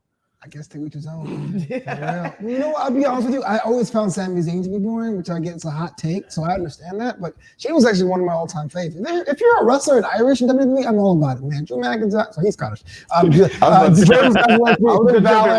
thinking Finn Balor. I was all into that stuff. But like, Sheamus is one of my all-time favorites. He hits hard, to powerhouse. I think this whole U.S. title run for Riddle was transitional, and I realized it was kind of fun with the Scooters and Travis the Birds. If you don't know what the Birds is, it's just Travis. Some people were just confused in that. I had no idea. Okay, I didn't either. I still don't know. The Bird of Travis? What is this? Travis is like a reference he had. You know, remember when Dean Ambrose had the plant? He called it Mitch. Yes. It was like a running joke. Yeah. You know what I'm saying? It's this Bird Travis. Mitch the Plant, which wasn't even his idea. Sidebar. Point being, the match was great. Travis. I liked it. I mean, same point. I don't think I knew there was going to be a transition because, you know, Sheamus wore the red, white, and blue tights. Like, you know, he does it when he's United States champion, but it was a fun match. Yeah. To Kevin's point, yeah. Matt, what I love about Riddle is that is Riddle. He is 100% him. Even when he messes up backstage and just walks off, looks at the camera, just walks off, and nobody can really say anything. Why? Because that is 100% him. And it's rare when people are that, and I read that. That's the thing I just really enjoy. On a side note, you could tell it was a transitional champion. Well, everything's transitional championships, but Keith Lee was supposed to win that championship when Matt Riddle won the championship. Oh, yeah? That's when he got injured. And then, got the COVID test, and then he's dealing with an injury, blah, blah, blah. So I'll be interested to see if that's where we're going to go forward. I know you may see a change with Riddle, but I'll be interested to see if we get a Keith Lee coming back Monday and going for Shane, we have a Keith Lee Sheamus Big Hoss battle because they really, really believed in Keith Lee, and he was really gunning up for something big at Mania. He just got, cut short. So that sucks. I honestly wasn't into this match, and it started off, and then I went to go get some salmon, and then I started eating the salmon, and then it was over. But I did. My main thing was I wanted him to come down and rap with the scooter, and he did, and that excited me because now I know that Mattel is probably working on a figure with him in the scooter, and I can't wait to get it. Bill, if you're watching, you need to get on this. Yeah, Hey, Bill. I don't know if you can see my Bam Bam Bigelow shirt, but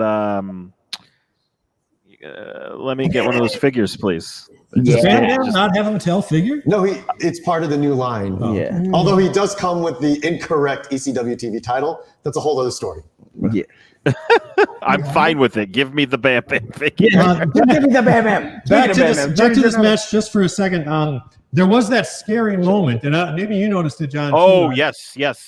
So they're on the outside of the ring. They're on the outside of the corner, and Sheamus is picking him up for White Noise, and he's climbing the ropes, and he gets to the top rope, getting ready for White Noise, and he kind of fell forward. He kind of stepped down and gave it to him. Yeah, I mean, huge. Sheamus saved Matt Riddle's life. I was watching Twitter, and people are like, it was a life-saving botch, so we don't care. Like he was carrying that man on his back. I mean, kudos to Sheamus for sticking with it and being strong enough to slip and fall and hold on to Riddle and not injure him. So yeah. Anything else to say about this match, or shall we move on? Bro kick to the face. Bro kick to the face. Billy Ray Valentine says in chat, he kicked his gums to WrestleMania 38. Damn. Which he did. Yeah, crazy stuff. Let's move on to our next match, which was a WWE Intercontinental Championship match.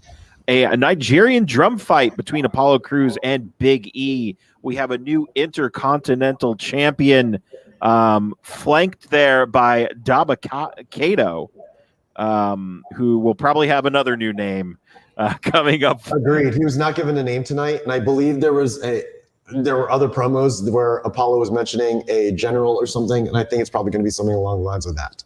Yeah, so that is who he will probably be, which is funny. I saw that report 3 hours before this happened, so that's probably what we're going to have. I will say Big E is winning the Royal Rumble next year. Pencil that in. Big E he's ready. Let's go. Main event time. I'm ready for it. Apollo Crews, like I said at the start of the show, this is a, hey, sorry about that, but he deserves this. Apollo Crews in this gimmick, I think, is showing us a new side of himself. He's not like smiles, happy to be here guy, which is literally what his gimmick was. This is Uhaa Nation. This is the good stuff, and I'm here for this Intercontinental title run. Kevin, what do you think?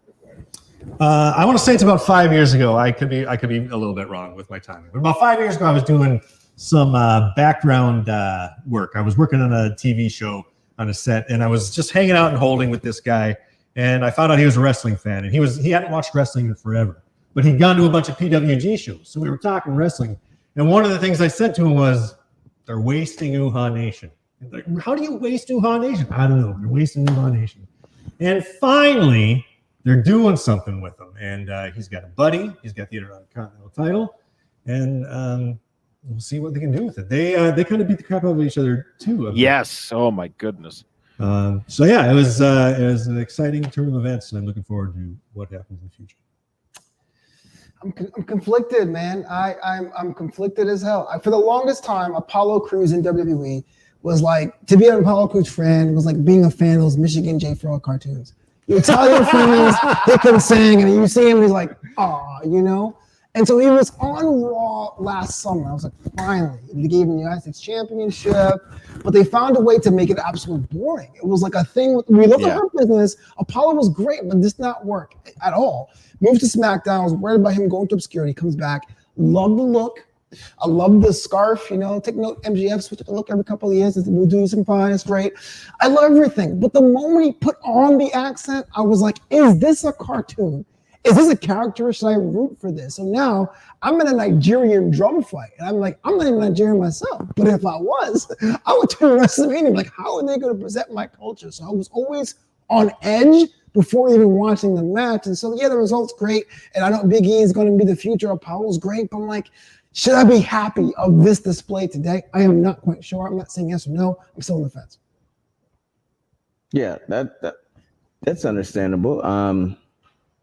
But you don't come from my country like that. Listen to me.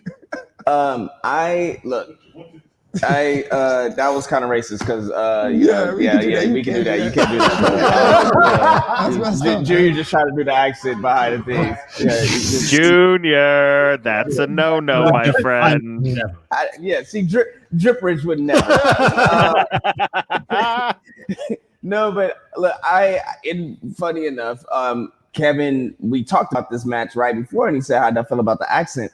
And at first, I felt like you. I was like, I don't know how to really feel about this. Yeah. But then hearing more of Apollo's story and him talking in interviews and how he basically is first generation from Nigeria and how this is his family and how this is really like, this is true to life to him. I was like, oh, like, okay. Like it makes me more comfortable knowing that it's not just like it's not a Kofi thing, right? It's not completely not Jamaican, but for like you're from Africa with dreads, so let's just say you're Jamaican. Right. You know what I'm saying? Like it's not that.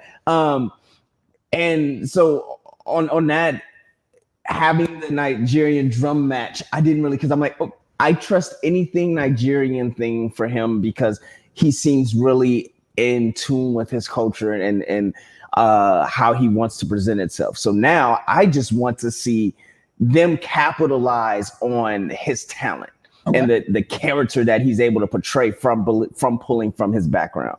And they're doing that. And I think by him number one, him winning with interference, perfect. Him winning alone, perfect, because now they established that this isn't just a corny Mojo rally type of thing where like he'll do like in which Mojo is really Mojo, by the way. Shout out to an interview I did that will say that. Mojo is really Mojo. But they still portrayed him like they give him a tie shot, portrayed him as a corny, like, oh, he'll never win. Right. Now you're making this guy Nigerian like king, and he's winning, and he has gold to go with that, and that makes Big E and by him winning with the interference, that makes Big E win, like that makes him even bigger. Like, oh, you had to bring in your boy such and such and such and such, and then he could move on to the main title. To me, reminded me of Austin with the Intercontinental title, where he that whole time and he was going through it, and then he ended up giving it up just to go. He gave it up to The Rock, and then just ended up winning the world title against The Rock, which was fucking crazy, right? It reminds me of that, and like to Ping, when people said he could be number one at Royal Rumble, yeah, I could see that for sure, but also I could see him headlining SummerSlam. Okay, yeah. Or winning Money in the Bank. Like now Big E is that, and we've seen that because he had a huge entrance, and he had a WrestleMania entrance, and they don't do that for everybody. They don't put Wale. Yeah, Wale has a capsule line with him, but they don't bring in them. He had a musical. Who else had a musical artist out there that day? Rhea. Mm-hmm. And she won, correct? Correct. Mm-hmm. Yep. So let me ask a question real quick before we get to you about Apollo. Yeah. Does it matter that SmackDown show has two tribal chiefs from different countries of the world on the same roster? Actually, I love that. Okay. And I think in the fact that he's not saying he's a tribal chief. He's a king. He's a king, yeah. But I do love the cultural like representation that's going on SmackDown, you know, like because there are people in Nigeria or Africa or just around the world that's like, oh, I know that person. That's me. And now Dabba-Kato's not the right-hand man that Jey Uso is. Yeah. He's Apollo's general. Right. Which we assume. You know, like we're starting to really see the diversifying of the average person today. Like it's okay for you to be Nigerian. Yeah. But like and win. No. I know that. I'm just saying, like having Apollo sitting talking to Roman and then having his own. Yeah, okay. But that's even doper. It's like some, now they need to have some United Nations type of faction, right, bro. I don't think it worked very well. Well, it should have. It was awesome. Yeah, a legit now United Nations. Like just have Drew McIntyre go to SmackDown and be like the King of Scotland or some shit, and then like they kind of do. That is some medieval time bullshit. And they just all sit down there and just fucking eat turkey legs, like and just talking about the riches of the world and how they're all. But Corbin is not allowed. No, man. But then that's not come in as a Vikings character. There's nothing else that can be said that hasn't already been mentioned. I just want to say, like, on top of what Kevin said, as far as PWG, like, I feel like this is the first time we're seeing Uhaa Nation in WWE. Like, I haven't seen this Uhaa Nation / Apollo since I saw him fight Brian Cage in PWG, and I'm just happy to see it again. Like, this match, like, showed that he's arrived, and that's pretty much it. Fair enough. I mean, Samoa Joe versus Apollo at TakeOver was pretty there. Oh, he was a hero then. Yeah. Right, but I meant like more on the main roster stage. Yeah. Oh, somebody knocking? Let them in. What was that about? What was that about? Anyways, let's move on to our semi-main event for the WWE Raw Women's Championship. Asuka taking on Rhea Ripley. Rhea Ripley is our new women's champion. And I don't know, guys. I wasn't really into this match. And I don't know why. Maybe I'm just kind of blown out on all the wrestling I've been watching. I don't know what it is. I had to take a break and watch some Doctor Who today, Kevin. Good Lord. I just had to take a break.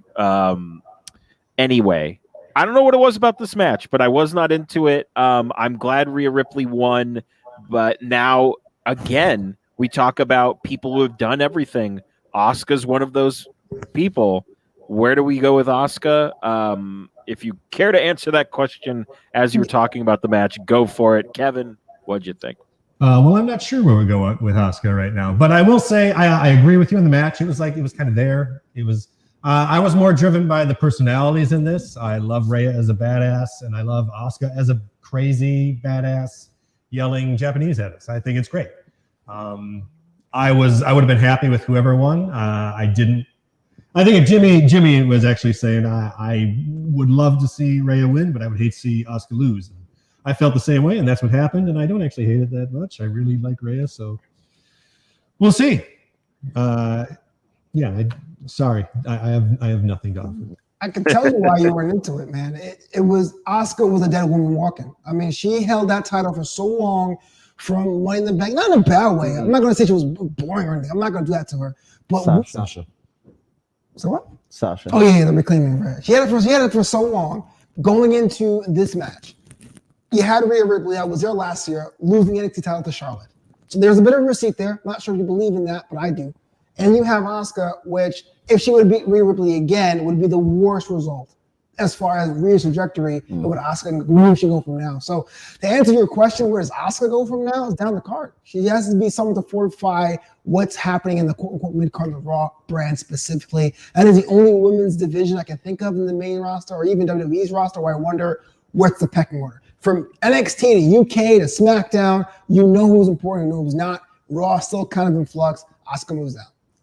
I will say, Neeson, before we get your thoughts, Danny in chat said Asuka versus Io is next. No? We talked about this last week. That would never happen. That would never happen because neither of them could hold a feud on the mic. That won't happen. I will also say one more time to the point that was just made. If this is a receipt for last year, I'm 100% fine with it because Charlotte had no business winning that match. Yes, but what does happen with Asuka is definitely tag team with Io. We're talking about who's taking those belts off. Oh, Io and Asuka tag teaming is taking those belts off Nia and Shayna.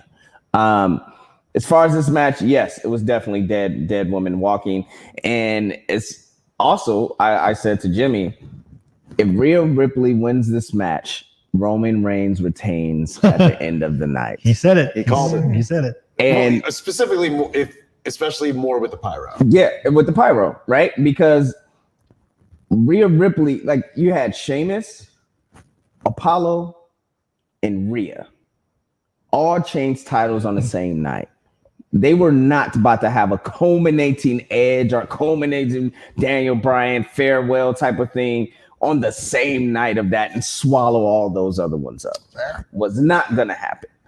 No matter if it was a feel-good mania or not, like a makeup for last year, they weren't going to happen for that. So as soon as Rhea won, I was like, oh, okay, I knew where the night's going to go.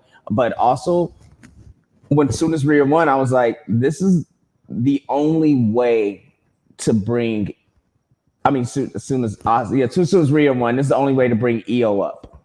If you bring Io up, you have her tag team with Asuka. You don't want her going against, that won't happen because Vince will be like, who's going to carry the feud? Sure. Again, this is American wrestling. You have to be able to talk on the mic.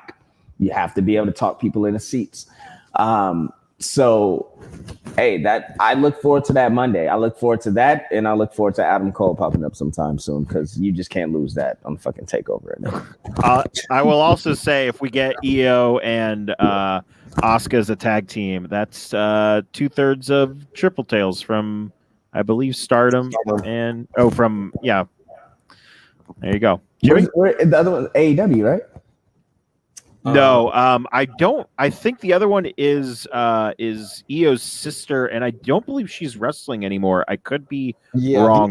The other Shirai. Yeah. I forget her name, but yeah. Mio Shirai. Mio Shirai. There it Yeah. is. Okay.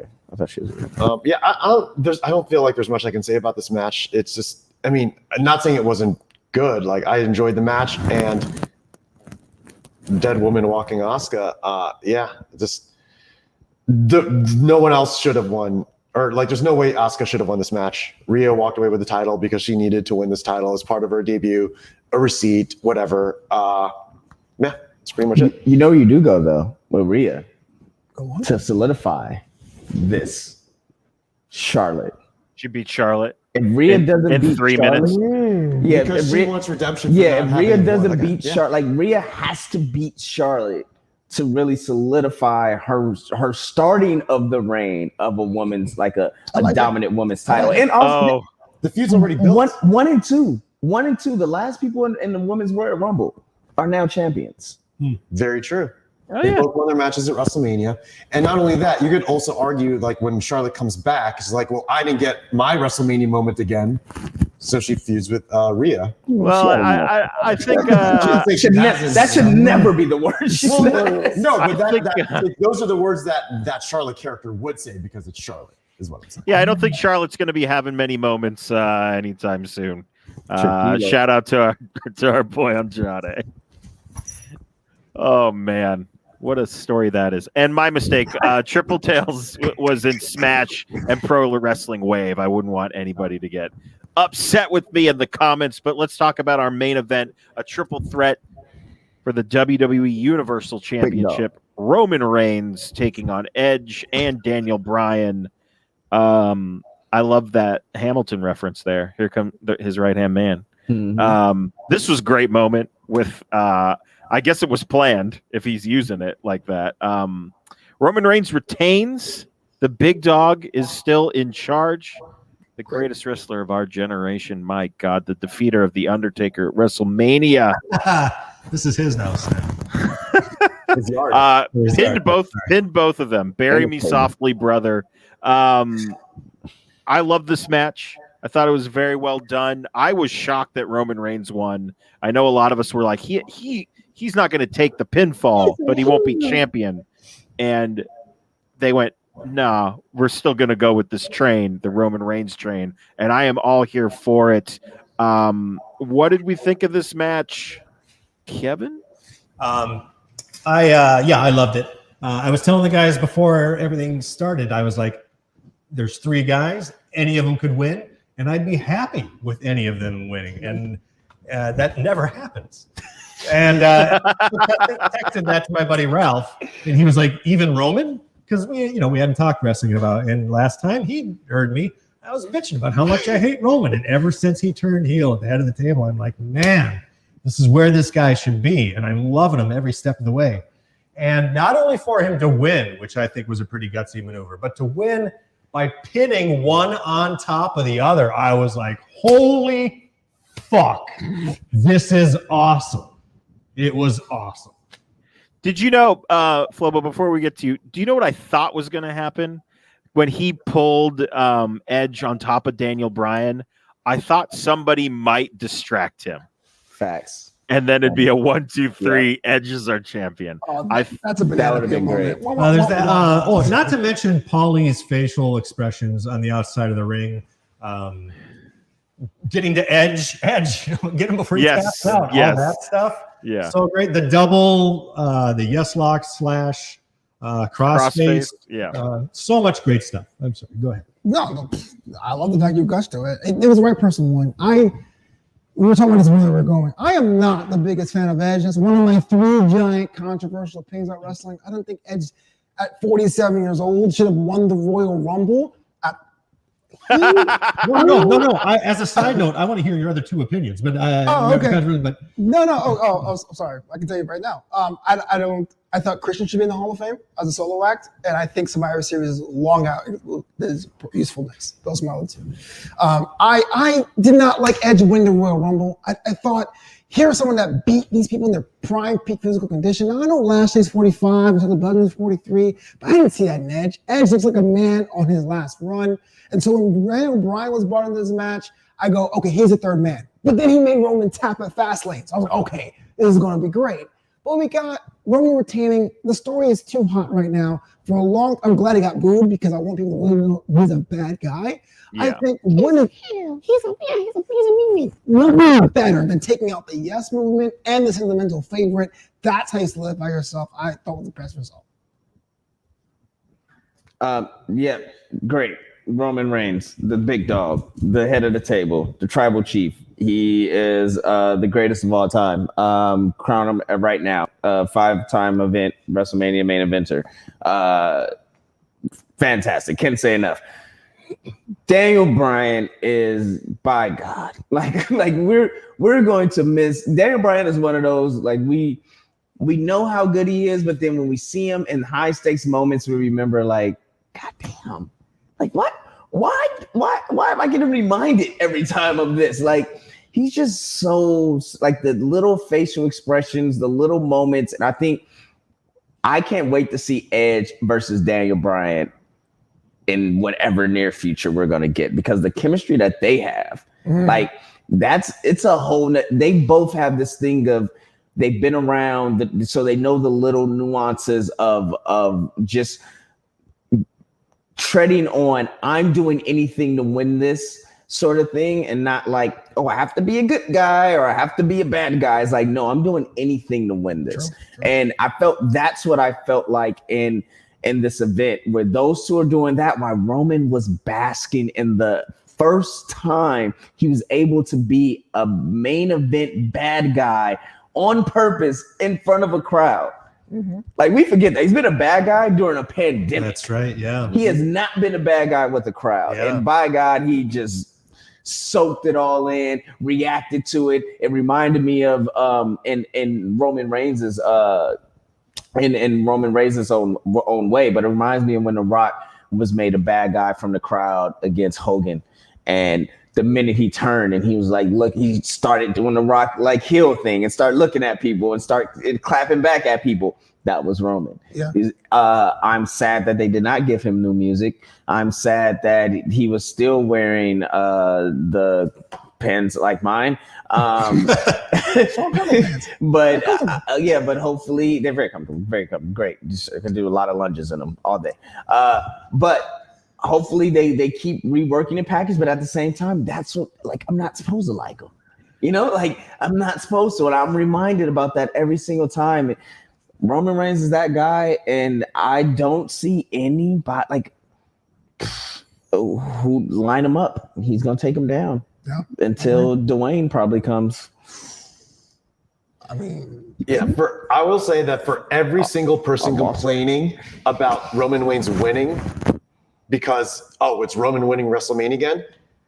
For every person complaining, that to me shows even more why Roman winning was the best decision for this match. Facts. I originally thought that Daniel Bryan was going to win by pinning Edge, therefore not having Roman lose it. He loses the title, but he didn't lose the match.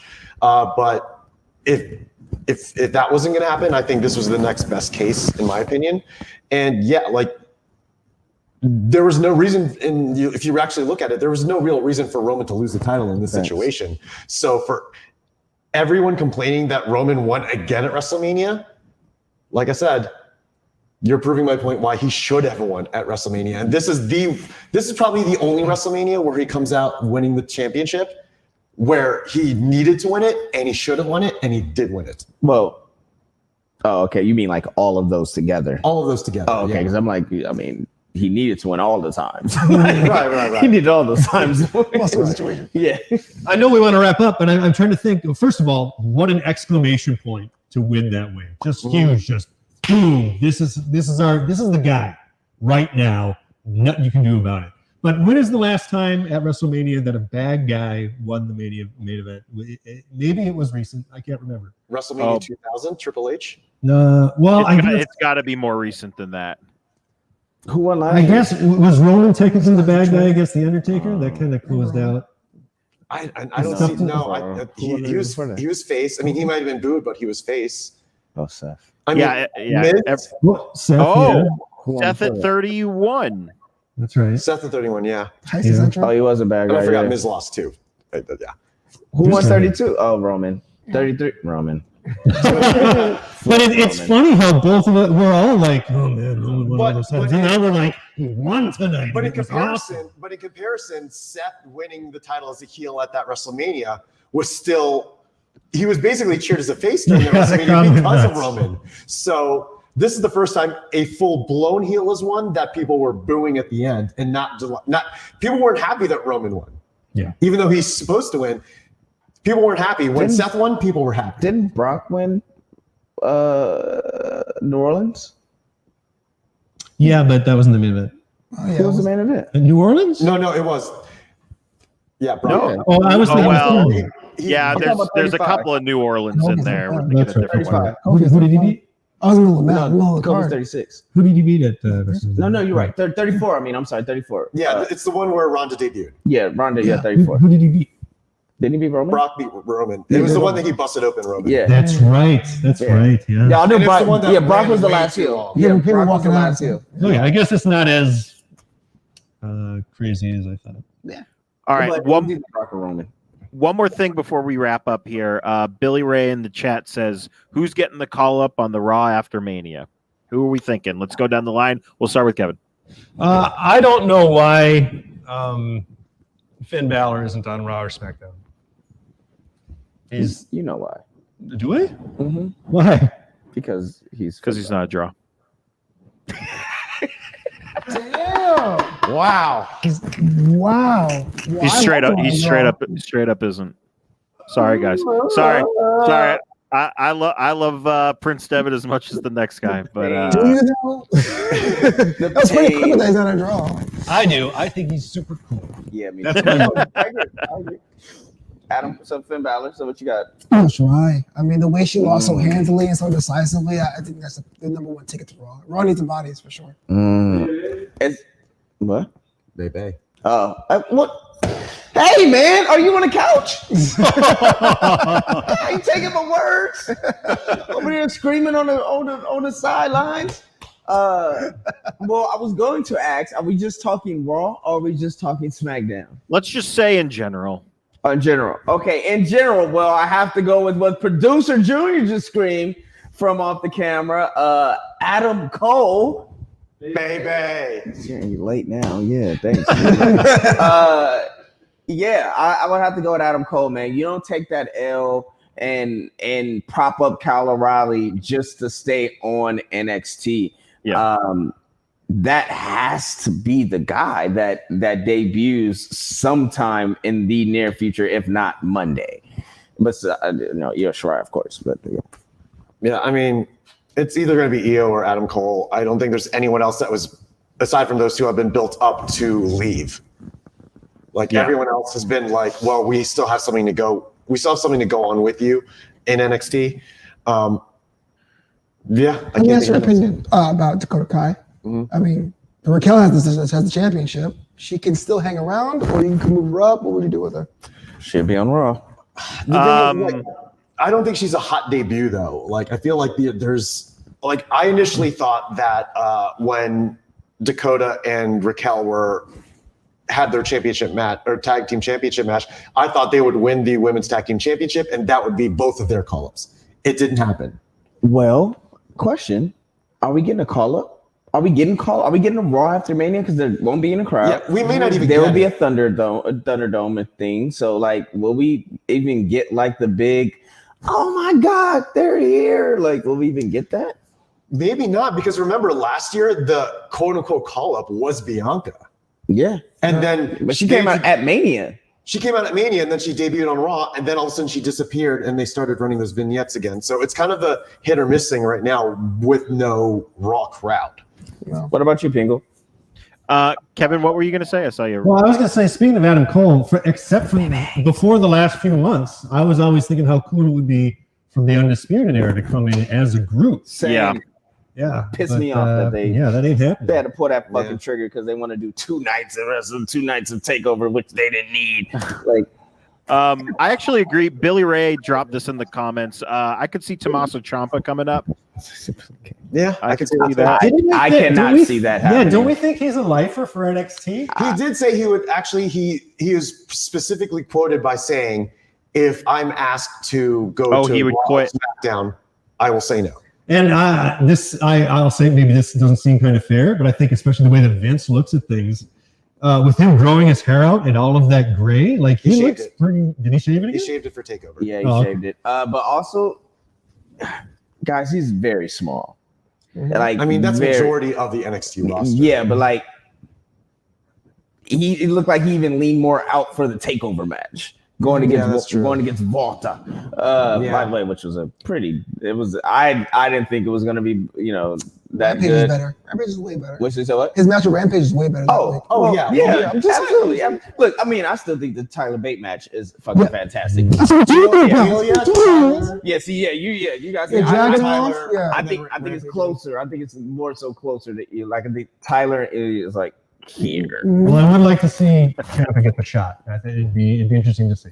Yeah, I just don't think, man. I don't think he's going. I don't think. Even with Randy Orton talking shit about Ciampa, like saying like first thoughts Ciampa small. Mm-hmm. And then they said, go ahead. I will also say, despite my my joke about Finn Balor, I could see him coming back up and being absolutely. I can see being like it's time. Will we get Finn versus Roman again? That would be kind of fun. Ooh. Imagine the Prince against the Tribal Chief. Yeah, the heelish face Prince versus the head of the table. I can see that. My long shot, and I know I used my turn already, but even though I know it won't happen because he's the UK champion, I would have loved to see Imperium on the main roster in some way, shape, or form. Oh my God! More than likely SmackDown. I feel they would benefit on SmackDown, but anybody benefit on SmackDown? Yeah, I mean, obviously, as the UK champion, I highly doubt that's going to happen, but I think it'd be great to see if we did. Yeah, they need to take that belt off him first, and then I guarantee as soon as they find a way to make it believable that somebody beats Volta, he'll be on Raw or SmackDown. I mean, Ross, I can take him, really. Right. So Adam Cole and Io Shirai, guys, that's pretty much it. Right. One other thing, we mentioned Andrade a little earlier. He, I believe, dropped the nice little fact that there were no no luchadors, no Latin wrestlers on WrestleMania night 1 or 2. Mexican wrestlers on Mania, but, and look, I'm not Mexican, so I can't say really but.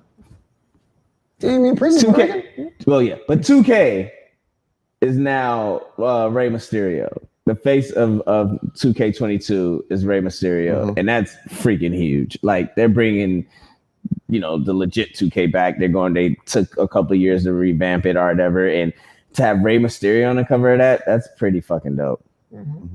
Absolutely. Yeah. All right, guys. Hopefully the game is dope. Yes, hopefully the game is also good. Hopefully that time off made them reevaluate things. Anyways, guys, this has been a gauntlet. I'm going to hop off this and probably watch some more of the Collective and then head on over to Independent Wrestling TV and then watch Japanese. Guys, there's a lot of stuff going on over here. I'm going to watch the Austin Jericho interview when I get home. Yeah. Oh, God, I got to watch that too. Oh, jeez. Yeah. Can't win. Can't win. Skip the week. If you guys do watch the Collective, make sure you watch For the Culture and just watch the Scramble match. That's all I want you guys to do. Yes, guys. Please watch For the Culture. I had a very good time watching For the Culture. It's a great show overall, but watch that Scramble match. You might hear a familiar voice. Yeah. A lot of fun. And also speaking on that, I believe Neeson has a lot of fun stuff coming down the pipe for us. Yes, okay. But guys, thank you so much for joining us. Let's go down the line. Any plugs, Kevin? I do a podcast with my buddy Ralph from time to time. It's All Right, Let's Do a Podcast. You can listen to it at allrightpodcast.com. Ralph puts the video on his YouTube page. So if you head over to Casino Skunk, that's one word, Casino Skunk, and subscribe. He's got a lot of other pop culture podcasts too. So check it out. Sorry. That's not me. Is it actually called All Right, It's a Podcast? All right, let's do a podcast. I like it. Yeah. It's like buying like beer-braided beer, It's your boy FloBito.com, and also buddy Jack Farmer and I every Thursday afternoon we do a live recap of NXT UK and NXT called Draped in Gold. Learn more at drapedingold.com. Like Pingo said, we're gonna have amazing. I was about to go into my intercession thing for some reason. My brain is crossing screens. He's doing too much stuff, ladies and gentlemen. You're running on 3 hours of sleep. Really, flights and shit. We have some interviews coming up for THS about GCW, Bloodsport, Spring Break, WrestleCon. It was crazy, that stuff. But also, I am featured on a single that dropped, and I haven't had a song to drop in like 2 years, I think, maybe one. I don't know. But it's called A1 Super Bomb by featuring my boy Blake, or not featuring. His song, but it's his song featuring me. So please make sure you check that out on all streaming platforms. And the video, we're shooting it this weekend. So that's also a thing as well. Yeah, man.